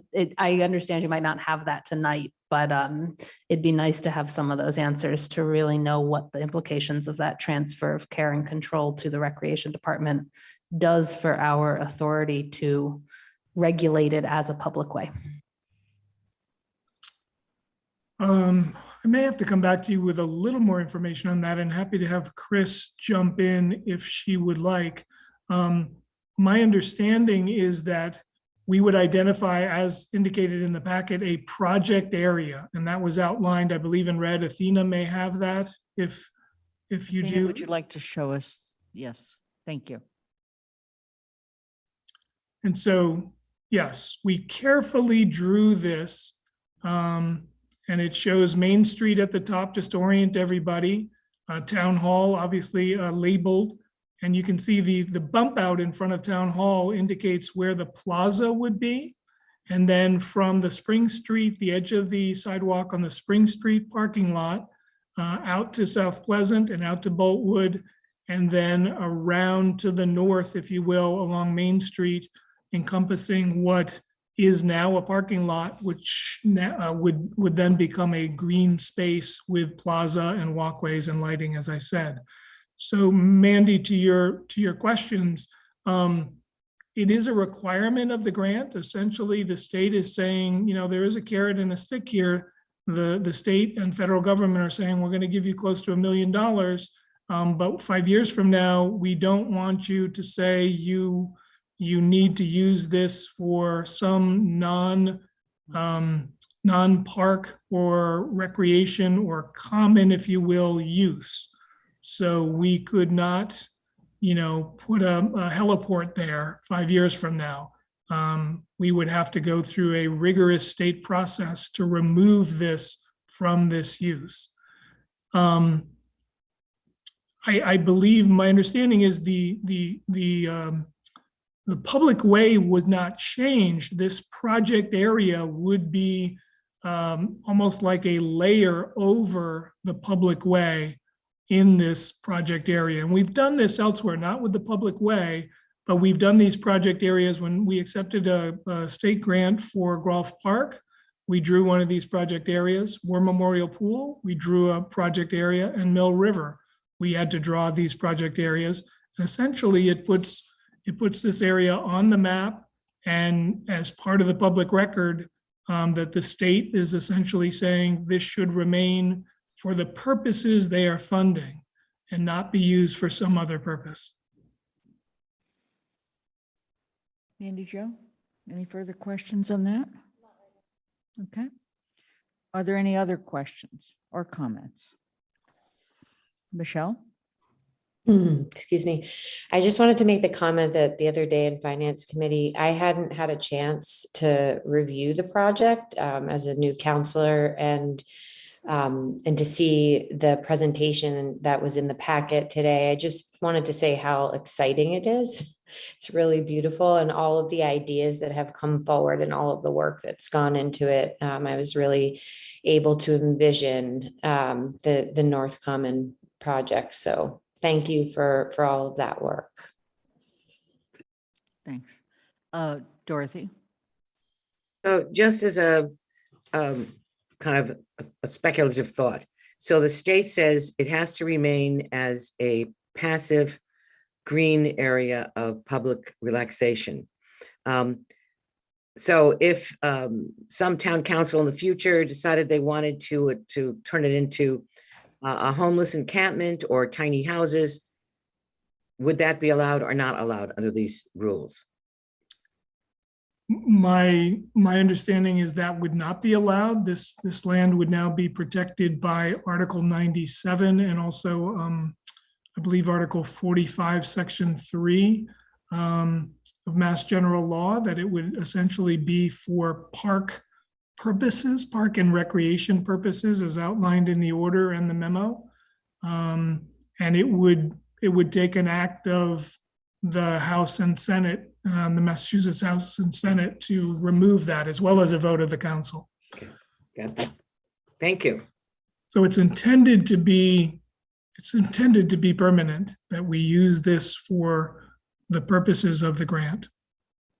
I just want to make sure that we have that somewhere front and center so that 50 years from now, people refer back to it and realize they can't change it without a lot of process. Are there any other questions or comments? David, thank you, and Chris and others that have been part of this project. This is exciting movement forward. So thank you very much. Thank you. Ladies and gentlemen, we are done with the actions for the evening. So we are going to come back to 6A. I want to just state there is a motion on the floor. That motion is to adopt the resolution protecting adult access to plant medicines and prioritizing public health responses to controlled substance possession as presented. Shalini. I just want to acknowledge what Andy had said earlier, that this resolution is not like other resolutions. It's more of a policy impact. And I would have also appreciated, and maybe if we can make a motion now, that, you know, like, I'm just feeling conflicted because the language we use in it has impact, even though not a legal impact. I understand that's at the state level, but it is sending a message out to our youth. It is sending a message out to our town staff. And the language we use in it is really important, what it communicates to people. So I would recommend that we, and at the same time, we want to decriminalize it, remove the stigma for people. So I would still recommend sending it to a committee that because the GOL is not doing substantive, it's only looking at language. And so no one really looked at it from the point of view of it being like a policy and implications. So I would feel comfortable either, sending it to a committee. Michelle? Thanks. I did take some notes that I'm going to refer to here. So I do want to acknowledge that this process has been a struggle. I think that all of us would probably note that it's been a difficult and challenging few months as we worked through, including the sponsors, the non-sponsors. And I think that there has been trust that's been lost along the way, in particular with maybe the community sponsors and some of the sort of sense of disconnect. And so I think it's really important to remember that, at least from my perspective, this is the council's statement. We're making this statement. And I would like to say, in response to my colleagues' concerns and others who may interpret this resolution as a policy, there is nothing about this resolution that creates policy. We can't create policy. It's a non-binding resolution. And at the local level, what that means is that we're making a strong moral statement and we're supporting state level action. And that is true for all of the resolutions that we've passed. But more importantly, I wanted to share that during the break, I took a couple minutes to close my eyes and imagined waking up tomorrow and not having passed this. And I felt really pained by that. I believe that this resolution at its heart is about harm reduction, and it's about reversing racist policies. It's about giving people options and alternatives about their mental and physical health and wellness. And it's about standing for rehabilitation as opposed to penalization. And dare I say, it may even be about adding pleasure to one's life. I feel like Amherst prides itself on being a progressive community, and I want nothing more than to wake up tomorrow feeling that this council has embodied that value. Thank you. Kathy? I'll try to be really brief because I said this the first time around. I find everything that Andy said, I agree with. And I find paragraphs here which are actually promoting use that I don't think the council should be taking a position on. A couple of sentences that Shalini's version I thought improved are still not here, so I will not be supporting it. And I do support decriminalization if we had a very simple set of words here, but this goes well beyond that. And I will say, there's one that says we want to promote broad access to everybody. Everyone should have this. It's promotional. And I had experience a long time ago when my brothers were in high school. They were brought home wrapped in blankets as if they were straitjackets for experimenting. And they didn't experiment with those again. But I think we need to really be careful about the statements we make. Decriminalization, absolutely. If we could get a commission looking at which plants and took them off the controlled substance, that would be great. But I don't see why this is before us at all, and I will be voting no. Dorothy? I agree with Kathy. I think that this is like everything but the kitchen sink. And it starts out, it says the word plant medicine again and again, and then it includes everything, all controlled substances. And I guess I was just feeling like we're being kind of like pushed along too fast to do too many things at once. And remembering that huge ad campaign that went on a couple of years ago that said doctors are not adequately treating pain. They are denying people the medicine they need. And that led to that whole OxyContin debacle. And I just feel like there's too much pressure here and trying to do too many things at once that really are not our job and our business. That's my feeling. Although I understand that there are some very good reasons behind many of the sentences and paragraphs, the whole document is just too much and too incoherent. So I hope that we don't pass it. Pat? Thank you. I want to say, first of all, that I'm having a hard time voting no against this but I am going to vote no. I feel very strongly that Andy kind of summarized something very important, that while he supports decriminalization, as I do, and have done throughout my life via the work and volunteering that I do, the lowest level of law enforcement priority is what this resolution is asking for. And we have that already in Amherst. I spoke with the chief of police, and he conferred with his other two captains, and he conferred with me, and he said, this is our lowest priority. We do see it as a health issue. And, you know, one counselor talked about losing, that the community members lost trust with us. I've lost trust with the community members who repeatedly told me that the police chief wasn't responding to them. Yet when I spoke with him, he said, I haven't heard from them at all. I would have responded, and I believe that. So that's one thing. The other thing is, we have taken on, as someone else said, the idea of nursing somebody into taking mushrooms. They should do it this way. That doesn't belong in a resolution. The other thing is, it doesn't matter what any other town does. We have to have a legal review of this document. And if KP Law says, hey, yeah, it's great, it's fine, that might move my boat back to where I began with, which was as a yes. But working and listening to the meetings and being on GOL, and I cannot support what this has become. And it's become less of a resolution and more of a push, and this is what we're going to do, and we don't care what anybody thinks. And I can't support that.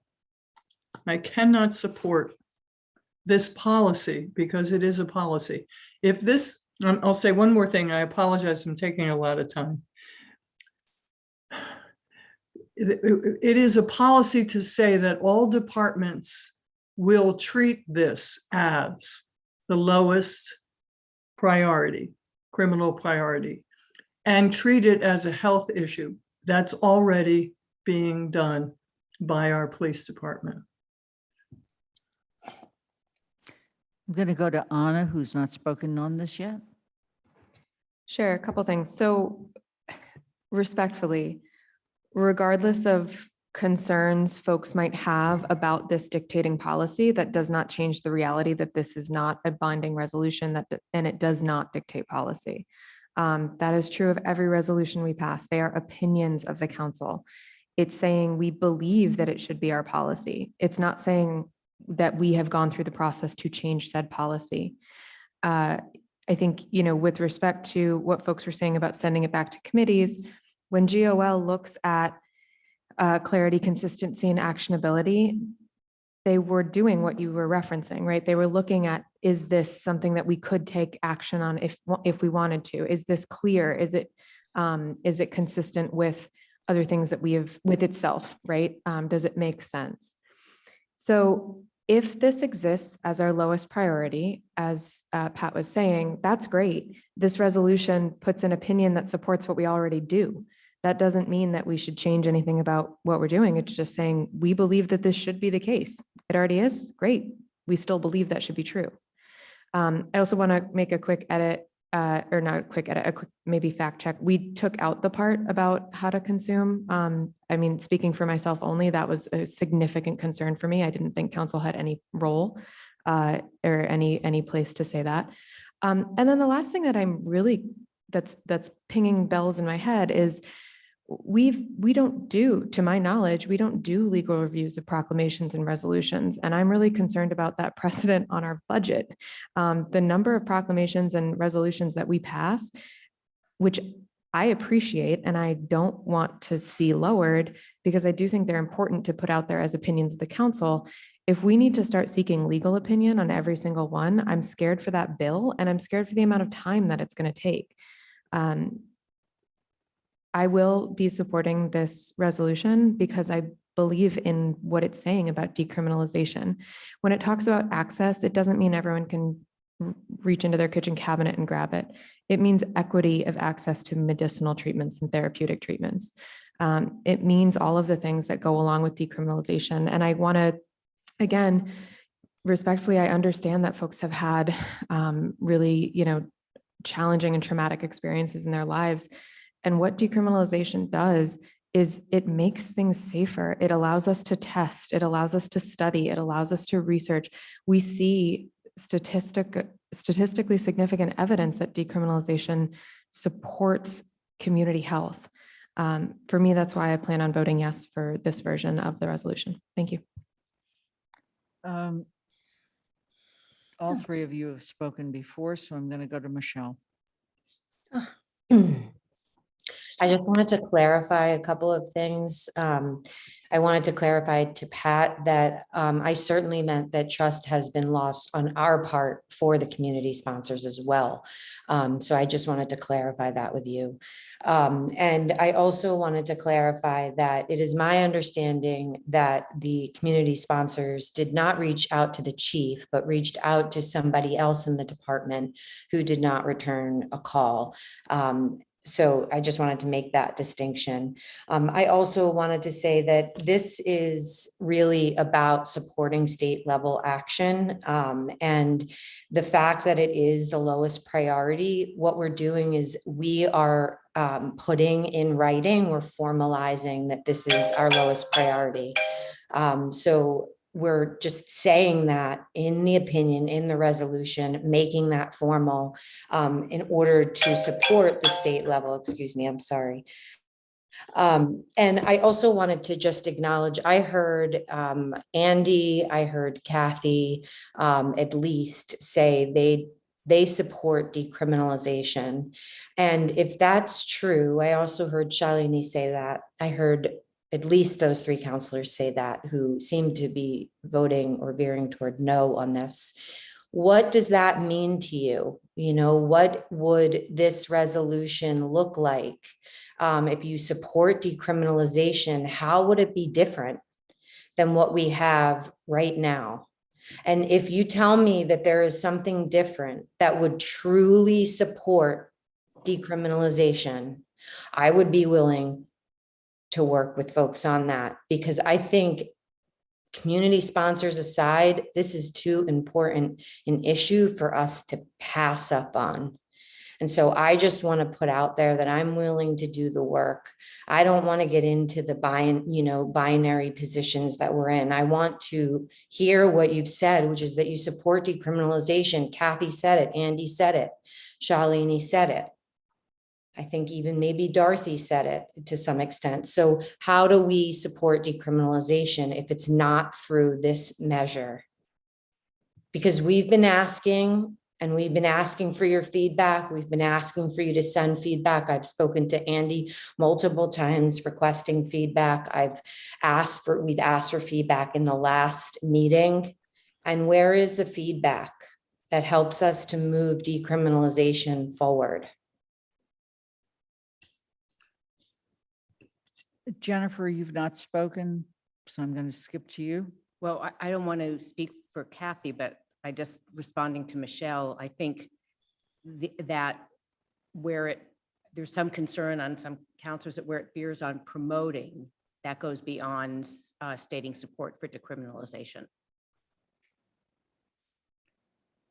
Was there another comment, Jennifer, that you wanted to make besides? No, that? I was just really responding to Michelle's question. Thank you. Andy?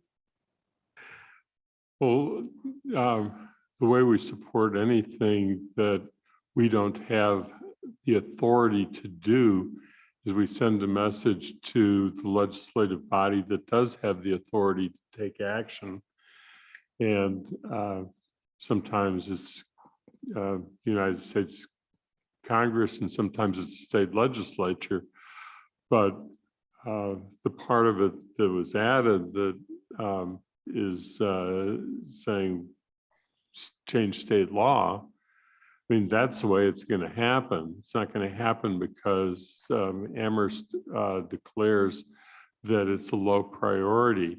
I think the second thing that I would add to all of this is that it is more than just a regular resolution where this is what we think, this is what's the right thing to do, this is what we honor and believe, because we're really saying this should be the lowest priority.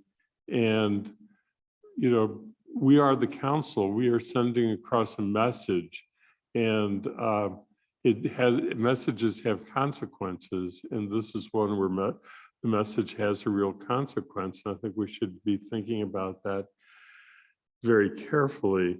So those are two of the points that I would get at. And, you know, there's questions about trying to influence the university and colleges that do research what their policy is. There's a whole lot of questions of what is our authority to do any of this. And I think we just need to step back and recognize that this is really an unusual resolution. I don't remember any resolution ever of town meeting or the council that has really had this kind of directive to it. And it makes me nervous, if nothing else, and I'm just not comfortable. Pam? Well, I was going to say, this is really, I don't believe that different from the proclamations that town meeting passed directing Congress to not fund the war in Vietnam or whatever was going in Afghanistan or something like this. I think it was important when we began working with the community supporters. The community supporters have an agenda. They are trying to influence the legislature. They are looking to try to make possession of, in many cases, drugs that are beneficial to some instances, not a criminal offense to use or possess. The reason that the phrase that we understand that the Amherst police and the district attorney already have this as one of their lowest priorities is because that is true. And that is something that I learned from the police chief. And we got that data that there were so few cases that were based on possession of these substances. So I think it has been stated that we are supporting and affirming to the police department, to all other departments in town, that we would rather have this a public health discussion than a penalization discussion, and we want them to continue keeping that as their lowest priority in I'm not speaking very clearly here. I think we send the message that we support the actions toward decriminalization of these plant materials. I've actually heard more and more frequently the benefits of some of these materials in treating depression and treating PTSD. And frankly, it seems like under controlled circumstances, let's get that testing done. Let's not promote materials and drugs that are equally habit forming. Let's take a new tack. We've clearly lost the war in the opiate crisis. So maybe it's time to take a new step, a new direction, and start exploring this in detail. I'm sorry I spoke so long. I'm going to go to Mandy Jo, who's not spoken recently. I call the question. Okay, the question's been called. Is there a second? Shane seconds.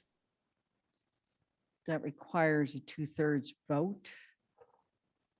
I'm going to begin with Shalini Bowman, No. Pat DeAngelis, No. Anna Devlin Gothier, Yes. Lynn Griesmer is a yes. Mandy Jo Haneke, Aye. Anika Lopes, Aye. Michelle Miller, No. Dorothy Pam. To vote yes means we that vote. you're- That we're moving on to the vote. Right, okay, then yes. Pam Rooney, Yes. Kathy Shane, Yes. Andy Steinberg, No. Jennifer Taub, Yes. Alicia Walker. No. Motion does not get 2/3. Continue the discussion. Mandy Jo, okay. All right, Michelle? Yeah, I would like to maybe propose a compromise here. If I'm doing my math right, this is not going to pass. And I think it means a lot to at least a majority here of us that we do send this message. And I also hear my fellow counselors saying that this feels different, that there are concerns.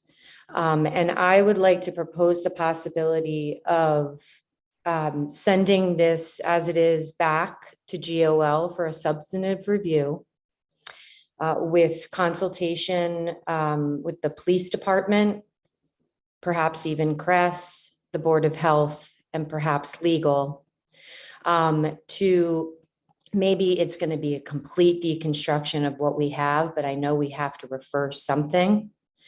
And working together as a council to get somewhere that we all feel comfortable with.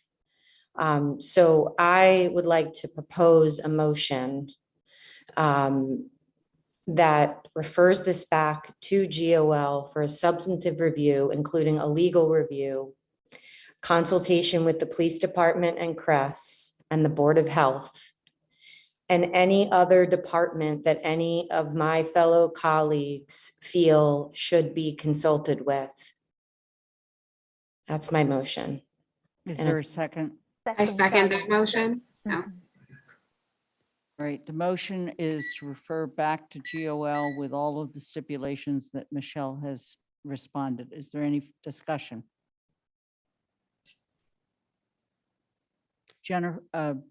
Jennifer? Yeah, I just have a question in terms of going back to GOL. I thought we're not supposed to deal with the substance, but just clear, concise, and actionable. So should the sponsors rework it and then send it to GOL? I think that's a very good question. And in fact, the GOL is supposed to rule on what something is clear, consistent, and actionable. And they don't get into the substance. Lynn, we just referred the deceptive advertising practices to GOL for a substantive review. So it's my understanding that we have that discretion. That was the referral on the deceptive advertising. Mandy Jo, you've been a longtime member of GOL and helped write that charge. So GOL does whatever the council tells it to do. Yeah. So if the referral says substantive review, then GOL will do a Okay. substantive review. Thank you. At some point, we should probably look more seriously at GOL's charge and see if we're going to add that to how we deal with that. Okay, Michelle, you have a further comment? Or Mandy Jo, you had a further comment before I asked you for that question. Yeah, I don't support referral. Many people have said on one side, it's not binding, and then in the next breath said, but it'll support a policy that we already have. If it's a resolution, it shouldn't be binding. And if it's not binding, I go with whoever said we're getting, going down a slippery slope, asking for legal opinions on non-binding stuff. We've already spent over 2 hours, I think, in council meetings Absolutely. talking about this. We've spent at least 2 hours in GOL talking about this. I think it's time for a vote. It might not feel good for a vote to either pass or not. But I think we should vote on this one. And if it passes, it passes. If it doesn't, and there are sponsors that want to propose something that is a little more mundane than what this is, go ahead and do that. But I think it's time for us to just vote on what's in front of us and not keep trying to find a way out of it. Alicia? Thank you, Lynn. I wanted to support this motion by Michelle, just because I also echo that I did hear a lot of counselors voice that they do support the statement that we're making in terms of decriminalization, but that they're just uncomfortable with some of the wording and the way that the motion is set up.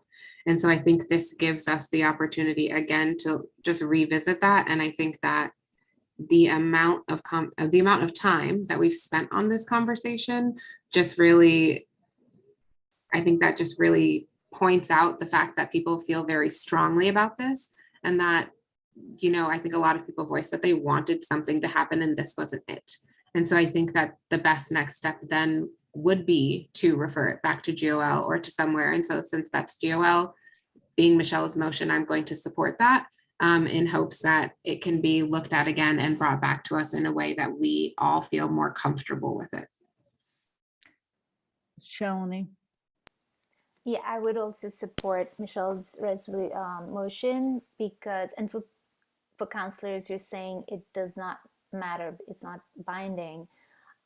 That's true, but what we say as a council has an impact, and it sends a message to what I understand from State Rep Mindy Dom is that when the council makes a recommendation, it is sending a message to the state.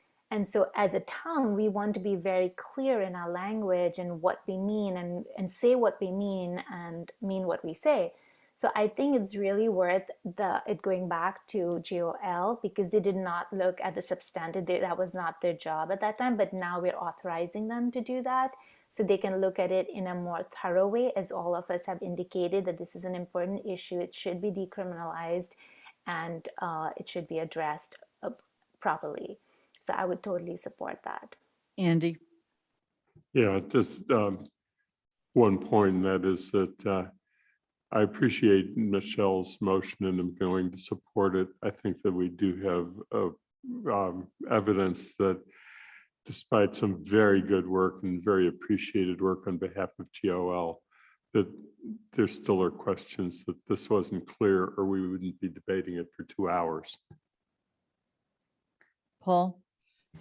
So I need clarity if the council is going to be asking me to dedicate staff time to a resolution that isn't a municipal responsibility. I have concerns, especially because 2 of the departments that have been mentioned are in the middle of setting up their operations, hiring, training people. So I would like to know what the actual request is. I know the council spent many hours on this.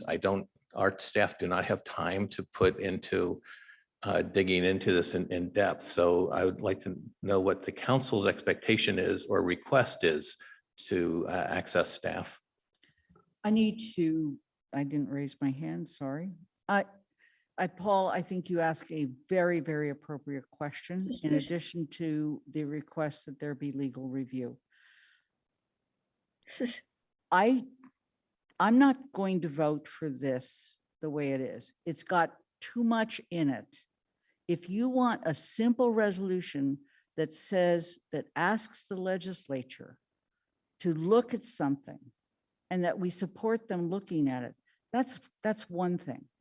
But to have all of the rest of this in here is just beyond what I believe is the role of this council. And to ask our police and our CREST director and our legal counsel to review this is like asking them to write the law that we're asking the state legislature to write. That's not our job. And is this how we want to spend our town resources? I am not against decriminalization. I am against a motion that gets into this level of detail when what you really want to say is, we would like the state to look at this. Let them look at it. They have the legal counsel. They have the experts in writing this stuff. Our job is not to write state legislation. Paul, any further comment before you? Okay, Michelle?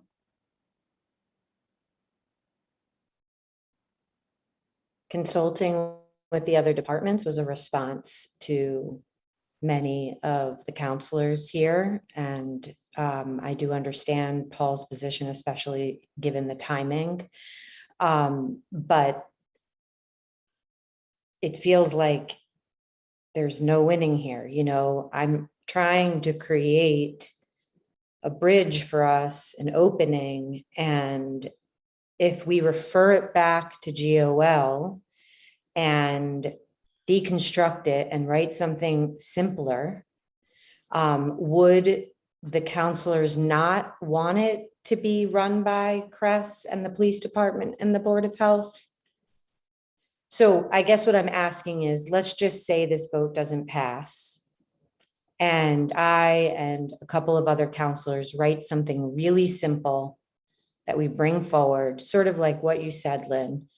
Are we not going to be asked to consult with those other departments in that round of things? Kathy, yeah, all due respect,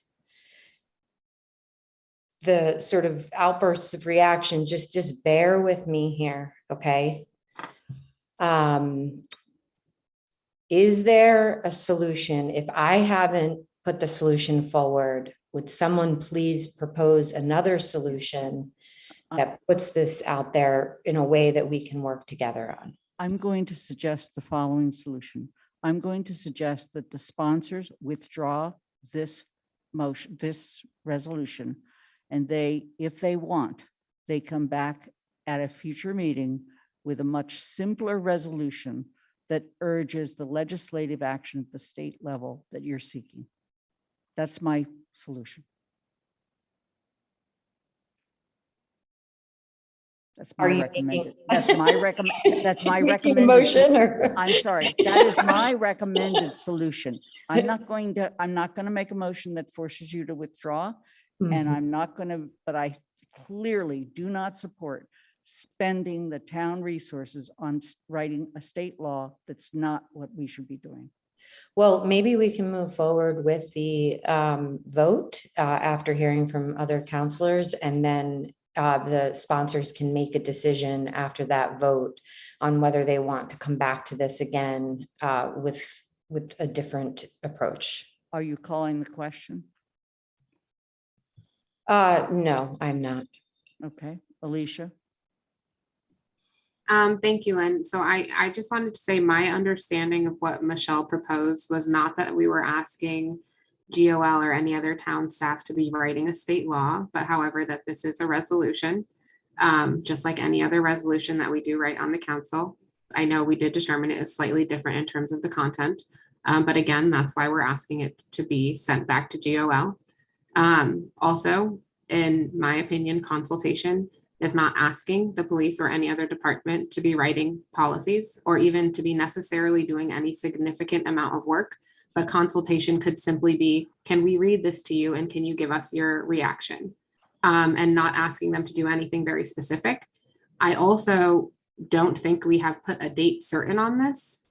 We haven't determined a timeline. So to say that these departments are very busy right now, that is okay, and we could recognize and respect that and consult them at a later time. We also would need time for GOL to get back to this and to go over whatever it is before they have another draft that it is that they can even present to these departments.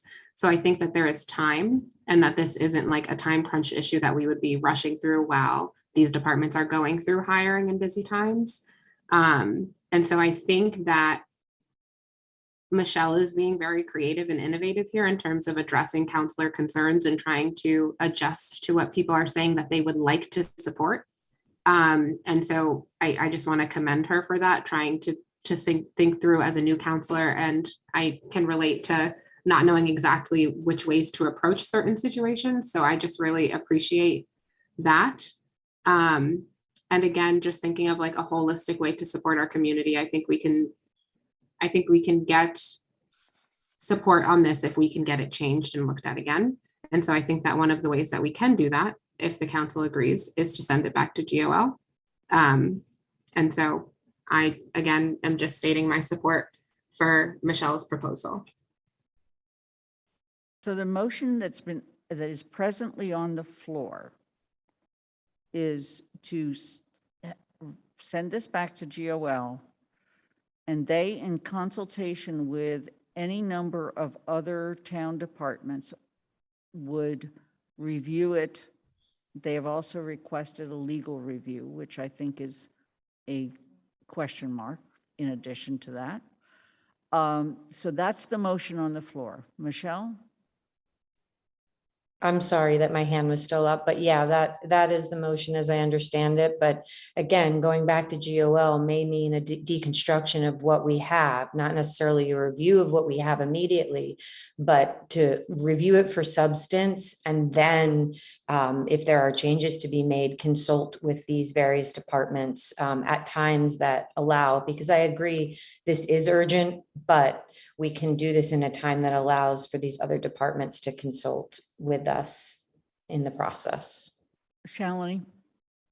Yeah, and I think the legal review can be if needed, but I don't think it's needed. I think what all of us is saying is there's some language that's problematic and we can simplify that and direct it towards what we all believe in. And I think going back to the GOL, now that we all are involved and know what we want, individually, it gives us a space to go and talk about it back and forth. Right now, other than the council meeting, we haven't had an opportunity to give our feedback. So I would support it going back to GOL. Jennifer? Well, I would support Lynn's suggestion, and I would think then we wouldn't not have to consult with all these different town staff and the legal counsel if we had a general that we support the state effort to decriminalize plant medicines. That's what I would hope that we wouldn't have to impose on staff and town council. Dorothy? I was reading some of the open meeting regulations this afternoon. And when you have an open meeting law where we can't really talk with each other outside of meetings, that means sometimes we're going to have to talk a long time in a meeting. And that's what's been happening because we're obeying open meeting law. So, that's the cost of open meeting law, that sometimes we'll have to have long discussions. And I think people are really trying very hard to find the heart of this issue and to find a way to bring it before us where it can get support. That's it. Okay. Michelle, you still have your hand up? Okay, so at this point, we're voting on a motion. I don't know if you have the motion, Athena. I have to refer to GOL for a substantive review, including a legal review, consultation with CRES and the Board of Health and other town departments. Okay. Can we make a friendly amendment to say a legal review if needed? Does the person that seconded that agree? Alicia and I seconded it. Yeah, I wasn't sure who it was, but I also agree. Okay. Any other questions or comments? There's still some hand up. Paul, I'm sorry, I couldn't see my hands. Yes, So I Paul. just ask if this motion passes, I want to make sure that the request to access staff comes through the town manager's office. Thank you. Is that agreeable? Very appropriate. Okay, thank you. Kathy? Okay, so I'll just make a statement because Michelle could see my facial. I think this would not be difficult to rewrite to be a simple statement. Turning it into a major project does not make sense to me. And I will say, just as a policy wonk where I used to write policy, I could help with this, but it's not at the top of my level of my list of where I want to spend my time. Lynn gave the words. When we say, are we listening to each other? Lynn gave you words for a very simple statement that would be supported. This goes well beyond that. And if there is legislation somewhere, and the Northampton one mentioned a bill, I would like to see the legislation before I say I want that legislation, but we could just be a call for support of that legislation in the spirit of decriminalization. It's getting blown up to be something larger. Should our health department consult on this? If it's a call for something, we should just write it simply. And I can't help it that this is what was sent to us. I would never have written it this way, but I wasn't the one who brought it in. And I've just been amazed at the amount of time, because I think there is a simple way of writing it. And I'll just sound frustrated because I think there are such big issues in town, and I don't want to be forced to move forward on language that makes me uncomfortable.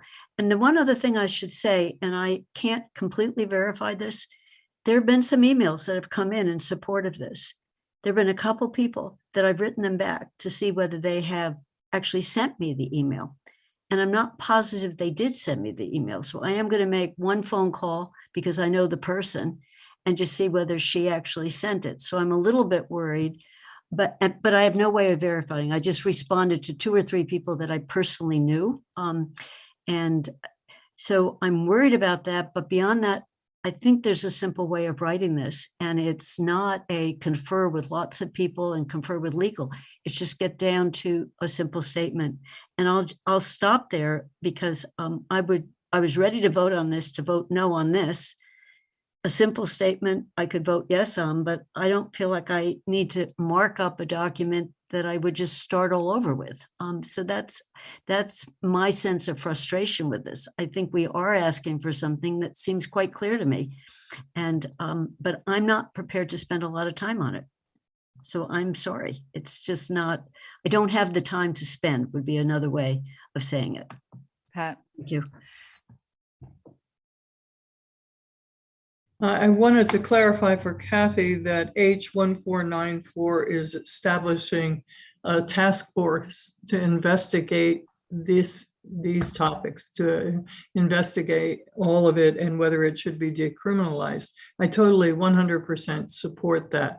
I do not believe that this should come back to GOL. I think it should go back to the council sponsors to look at and to rewrite if they want to bring it forward to the council. There's a lot I can support establishing a statewide task force.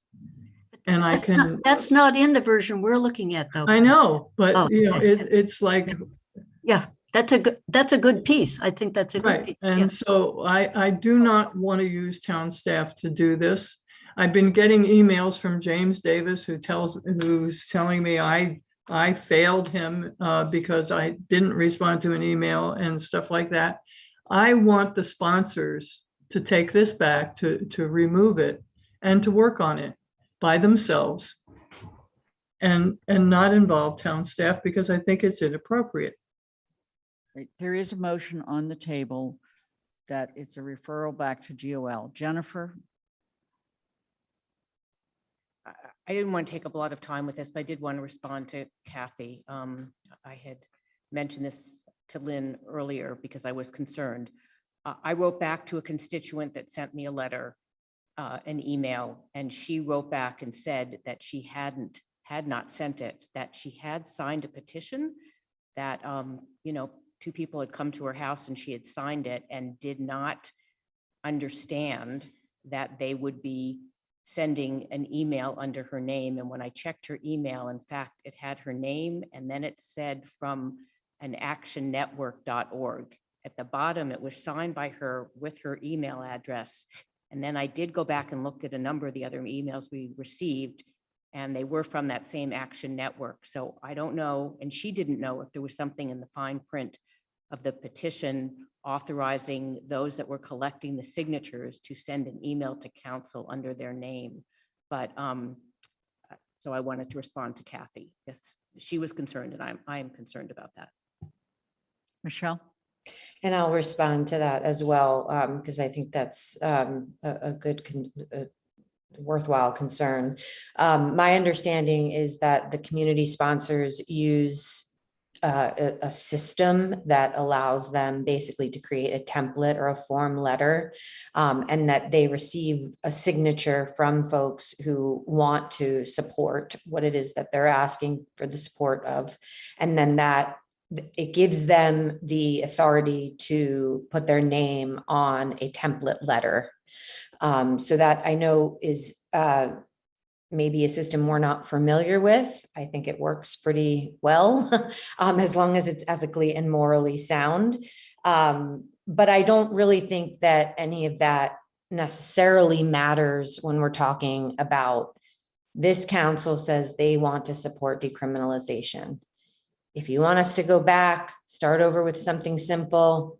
If you want us to go to GOL and simplify it, whatever, I think I'll speak for myself. I don't know about Pam and Anika, but I've heard that this council wants a statement to decriminalize and is in support of that.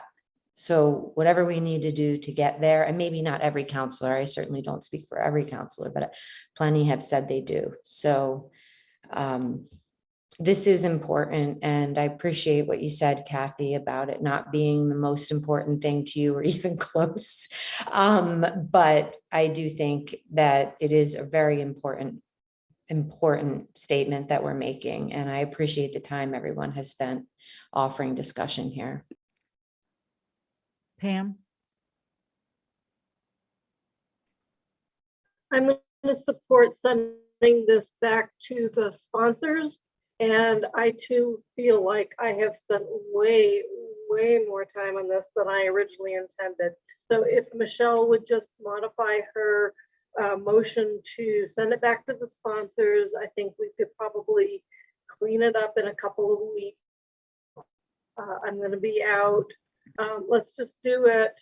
Let's, actually, we were criticized for not checking with the Board of Health. We were criticized for not actually, going to the different departments to make sure that we, had the wording right, or that we weren't doing something unactionable.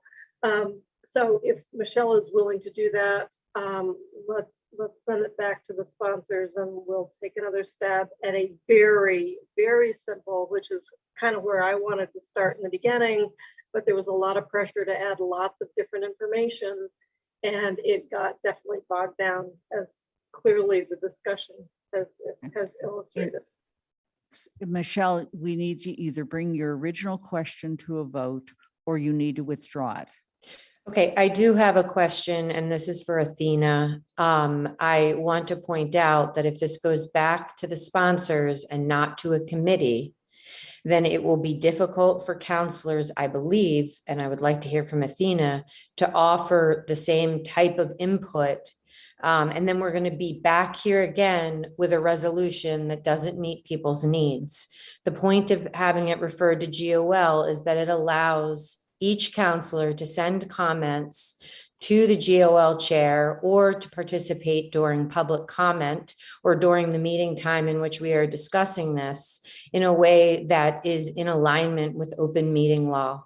I fear that if it goes back to the counselor sponsors, we're going to have a closed off situation again. We're going to have a desire to I'm going to want to call Kathy and say, Kathy, I want to pick your policy brain.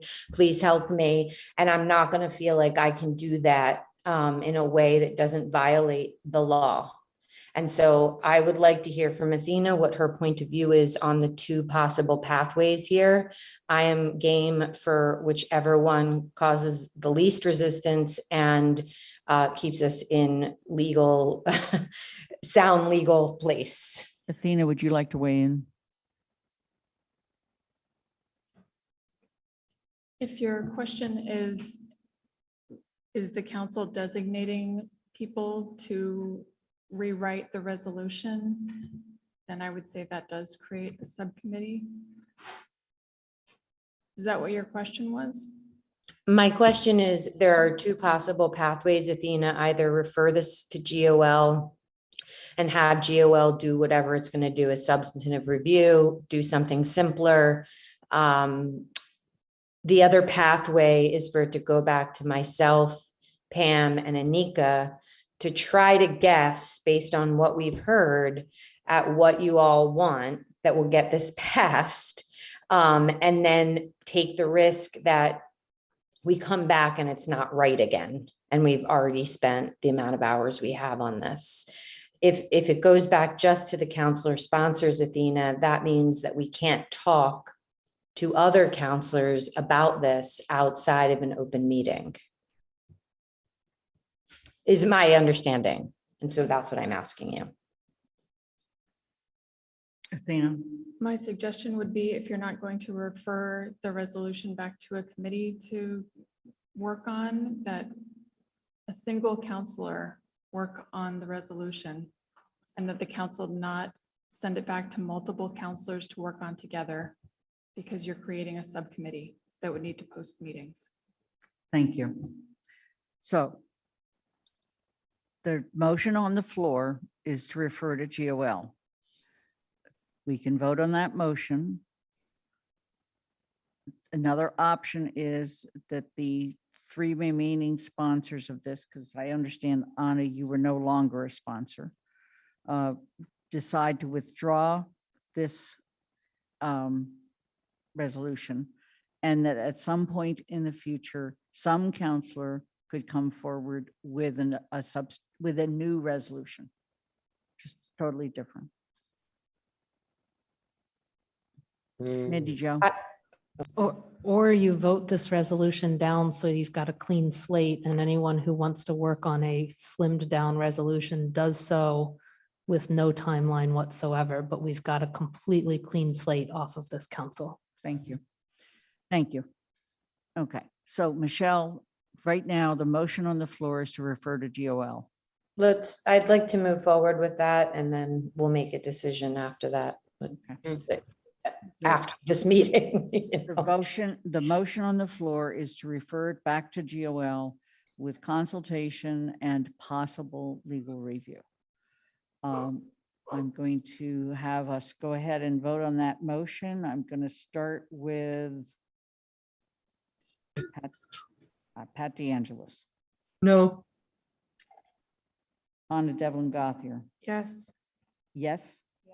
Thank you. Yes. Lynn Griesmer is a no. Mandy Jo? No. Anika Lopes? Yes. Michelle Miller? Yes. Dorothy Pam? Yes. Pam Rooney? Yes. Was that a no? That you was a said yes. yes, Pam? What did you say? Yes. I said yes. Thank you. Kathy Shane? No. Andy Steinberg? Yes. Jennifer Taub? Yes. Alicia Walker? Yes. Shalini Bowman? Yes. Motion passes. It is now going back to GOL. For the person that has their hand up in the audience, I had said earlier that we were not taking any public comment during this period. Thank you. We have a few more items on the agenda. We've already done appointments. We're up to committee and liaison reports. CRC, Mandy Jo.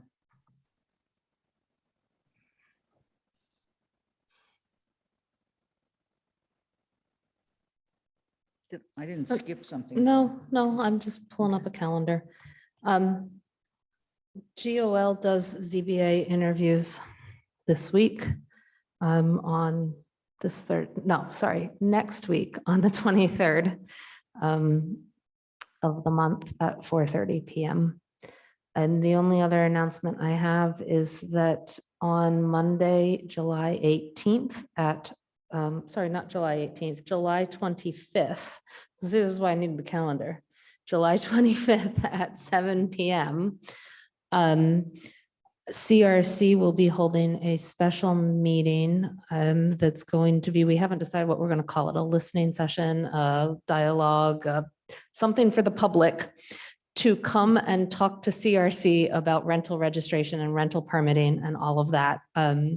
We will be working on in the next month the guided questions and to guide that discussion, but spread the word that July 25th, which is a Monday at 7 p.m., we'll be holding sort of a public listening session to get some feedback on what we've been doing, but also to hear from everyone about what they think about permitting, registration, rentals, health and safety issues with rentals and things like that. So that's Monday, the 25th at 7. And Mandy Jo, I understood from the email you sent me that you're going to run it as a hybrid meeting, both in person and Zoom. So we don't know at this point whether the legislature will extend their remote meeting law. We may not know in time for doing this, but if they do not extend the meeting law, right now the council has voted that all committee meetings need to be Zoom. So if that vote stands, it will be Zoom. But if they do not extend the meeting law and we have to start holding meetings in person, my intention is to figure out a way to do it hybrid so that people don't have to be here in the town room to make their comments, that you could show up at the town room or you could join on Zoom. So And we'll be discussing the issue of. but the committee members might have to be in person if the meeting law is not extended, but the public could join by Zoom. If it is not extended, then a majority of the committee has to be in the room and the person running the meeting has to be in the room. If it is extended, we can continue as we have or whatever we vote. Actually, this will be one of our discussion items on the 27th, when we still don't expect to have any resolution. Before I ask Kathy to give the elementary school building committee, I want to just say a huge thank you to Kathy for her amazing chairing of the elementary school building committee. And Alicia, for your time as well spent on that committee. I have never seen a committee that has dealt with this much information that they've had to absorb and look across it all and come up with a recommendation with sound support like they did today. And so applause to all of you. Thanks to all of you. Just a huge amount of work. And I know you have more meetings in front of you, but today was a real milestone. Kathy? You just gave the report. We did. It's a terrific group of 13 people. And I don't know how many of you watched this morning, but one of the members was in a jungle in South America, just to give you a sense of, and I got an email from her late at night, what's today, Monday, late at night, Sunday, that her phone might not have enough power to run on Zoom. So did I have a WhatsApp connection and could she come in by phone? So we WhatsApped each other in the middle of the night. But I mean, it was a level of dedication, like wanting to be there. So we did, Lynn already told you, we did a 3-story new building at Fort River as the preferred solution. And that then will trigger a report that will be prepared, and we'll be reviewing that on the 24th to send into MSBA, which is the first next step on this because they have to give a green light, but the team, we do have an excellent team who work a lot of extra hours, is already going out to do, planning on starting to do soil testing, some additional wetlands measuring. They have to go out and put the flags back in the wetlands. So they're going to be very busy in the summer getting ready for what will now become much more of a three-dimensional, what does this look like, project. So it was a good meeting this morning. People had time to talk, and the evaluation matrix we had set up allowed people to really think about the different pieces of what we had received as information. The community forums, I think, have been very useful. We don't always get huge participation, but we have gotten lots of emails with many people asking probing questions that yielded more information for us to be able to have to inform our decisions. So I will say it's been a totally exhausting process. So one very nice counselor suggested I go off to a resort and skip the council meeting tonight, but I'm here. So it was good. And I just want to give a shout out to extra effort. Paul came over when I said, how am I going to run this meeting? So he had me just think through what I needed to do each step of the way in terms of a process that would let people get to yes. And it was extremely helpful because I'm not as skilled a chair of a complex process as this, and I'm not used to scripting myself. I'm much more extemporaneous, but it was helpful to know what I was going to do next. It really was a good, useful exercise to get through a complicated set of discussions we had to have. So we made a decision, and we're on to the next step. Okay. We'll be talking about more of that later, but do still a long way to go until it comes back to the council when we have to say, oh, and now we're going to figure out how to fund this. Okay. Finance Committee, Andy. Yeah, you probably heard too much from the Finance Committee already today. We are trying to schedule a meeting. We have a poll out to find the right date to it. It will be fairly quickly because we have further discussion to have about actual motions on the North Commons, about CPA proposal that has been forwarded by the CPA committee to the council, and a continuation of the reparation discussion. So we will get that scheduled as quickly as we feasibly can, and that's it. Thank you. Jones Library, Anika. Oh, I'm sorry, GOL. Michelle. Sure.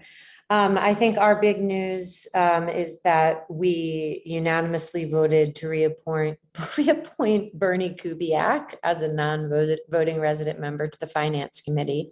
I will note that it was an incredibly difficult decision.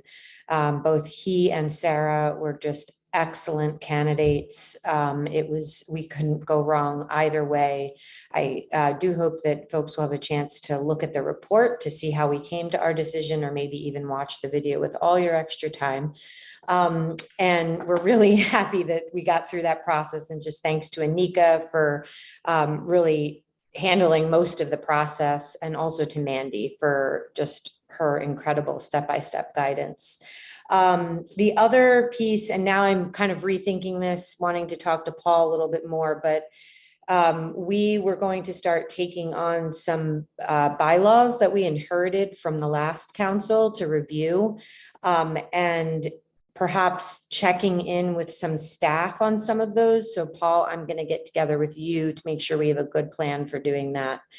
And I think that's about all to report at the moment. Okay. Thank you. Anika, Jones Library. So our last meeting, we really got into looking at different materials for the side and back of the new edition and talked about them in regards to aesthetics and both energy and cost efficiency, which we will hopefully at the next meeting have more news around that. We also began the discussion of the location of the Civil War tablets. And let's see what else. There was a field trip, so to speak, to look at some recently renovated and new libraries in the area. And then lastly, the next Jones Outreach Committee meeting will be tomorrow at 4 p.m.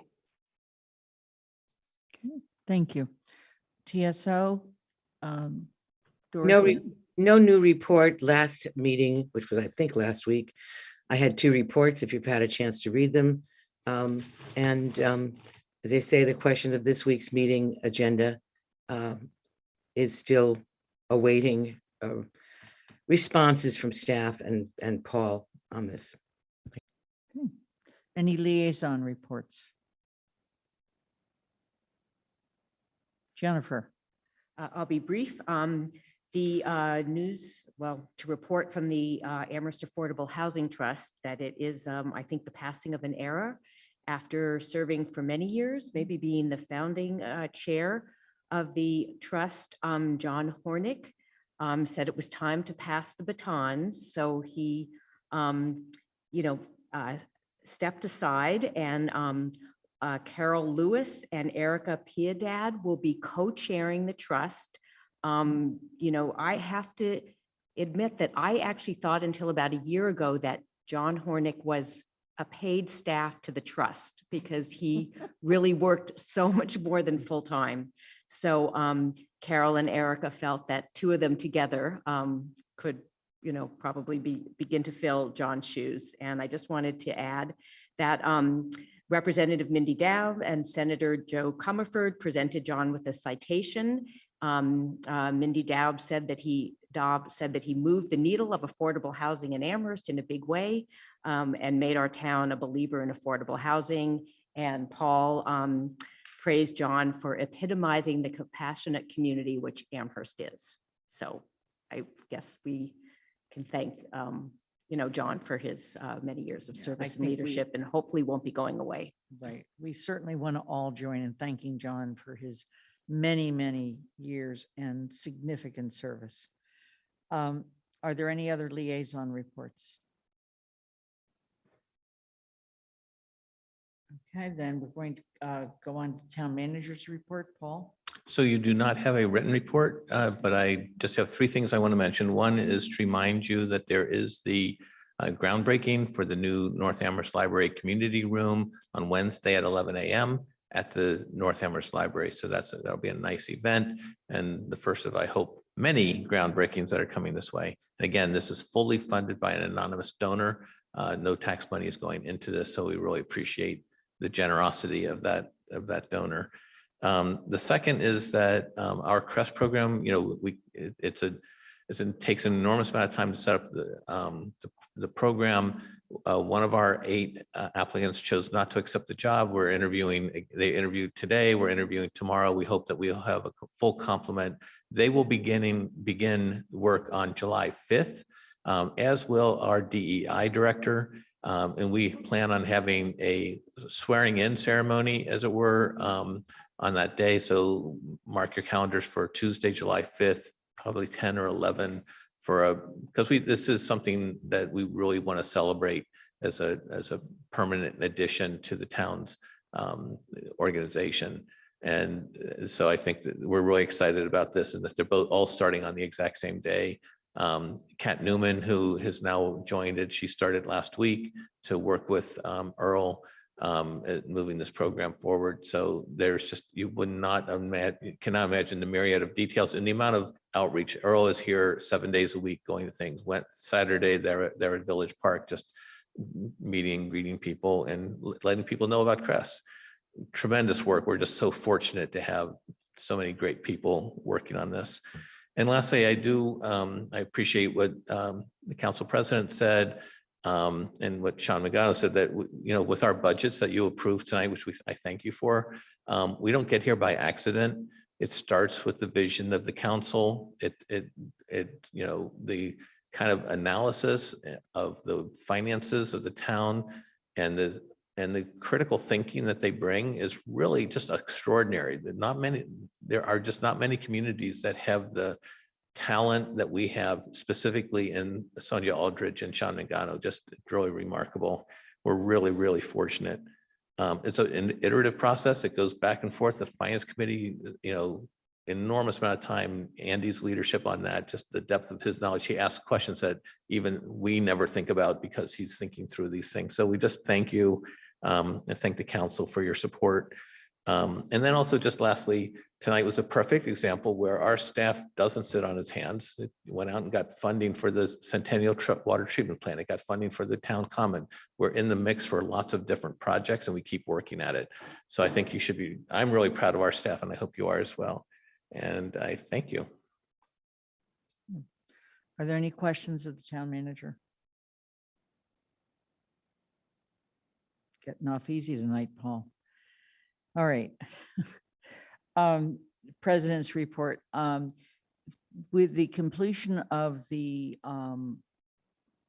vote today on the elementary school building committee, Kathy and the town manager and Sean and others, myself included, hopefully will start looking at the various estimates and seeing what it is we think we can clunk together and say to the legislature, gee, would you fund or try to find money for this or that or the other thing? And that's down the road. We needed the vote today to go there. Let me mention a few future agenda items. This is for the 27th. There will be the public forum on the North Common. It will be followed by a motion and a vote. The Mandy Jo, will you be coming forward with the streetlight policy? No. Okay. And just let me know at some point when you think you want to. We will discuss meeting format based on either an assumption that the legislature passes or does not pass the extension of the ability to meet virtually. We may have a public way request. We do have one, and I don't know if we'll be ready for the extending back and parking on North Pleasant Street. We will have the town council policy on posting locations of elections that we discussed tonight. There has been a request that Paul come back to the council by this meeting to talk about the various bylaws that GOL had before them, even before this term of the council, and any disposition of those.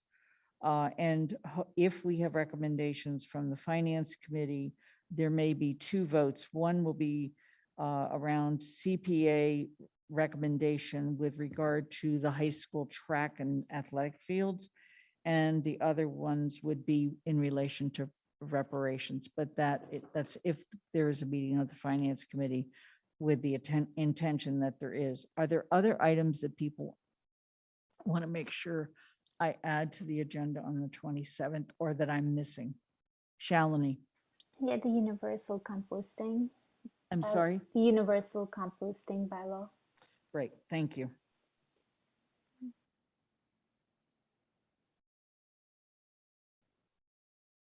Others?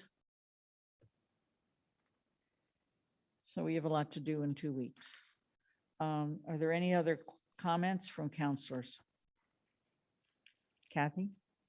Just a quick one, not for the 27th June, not for the 27th of June, but trying to think of when if it will be in the summer where we revisit the internal financing model on the 4 projects. So it's not just that we need to go to the legislature. Thank So you. we talked about scheduling that, and we left it that it might be a joint finance plus town council, similar to what we did before. So I just wanted to do a heads up that Kathy, that's coming. thank you so much for bringing that up. And I didn't look beyond June 27th. So Sean, hopefully not being exhausted from doing the budget, is going to now turn to reworking the model. hopefully the finance committee will get a first glimpse of it sometime prior to the 18th, but on the 18th, the plan is to bring the finance model to the full council and with a demonstration of it and a look at what does it now mean for all of the building goals that we have. So thank you, Kathy, for bringing that up. But there is now a plan to update it and to bring it forward. Are there other questions? And Mandy Jo will make sure we advertise the July 15th. No, July 25th. Thank you. Thank you. Okay. Any other comments or questions? Going once? Going twice? The meeting's adjourned. 11:02. Good night, all who are still awake.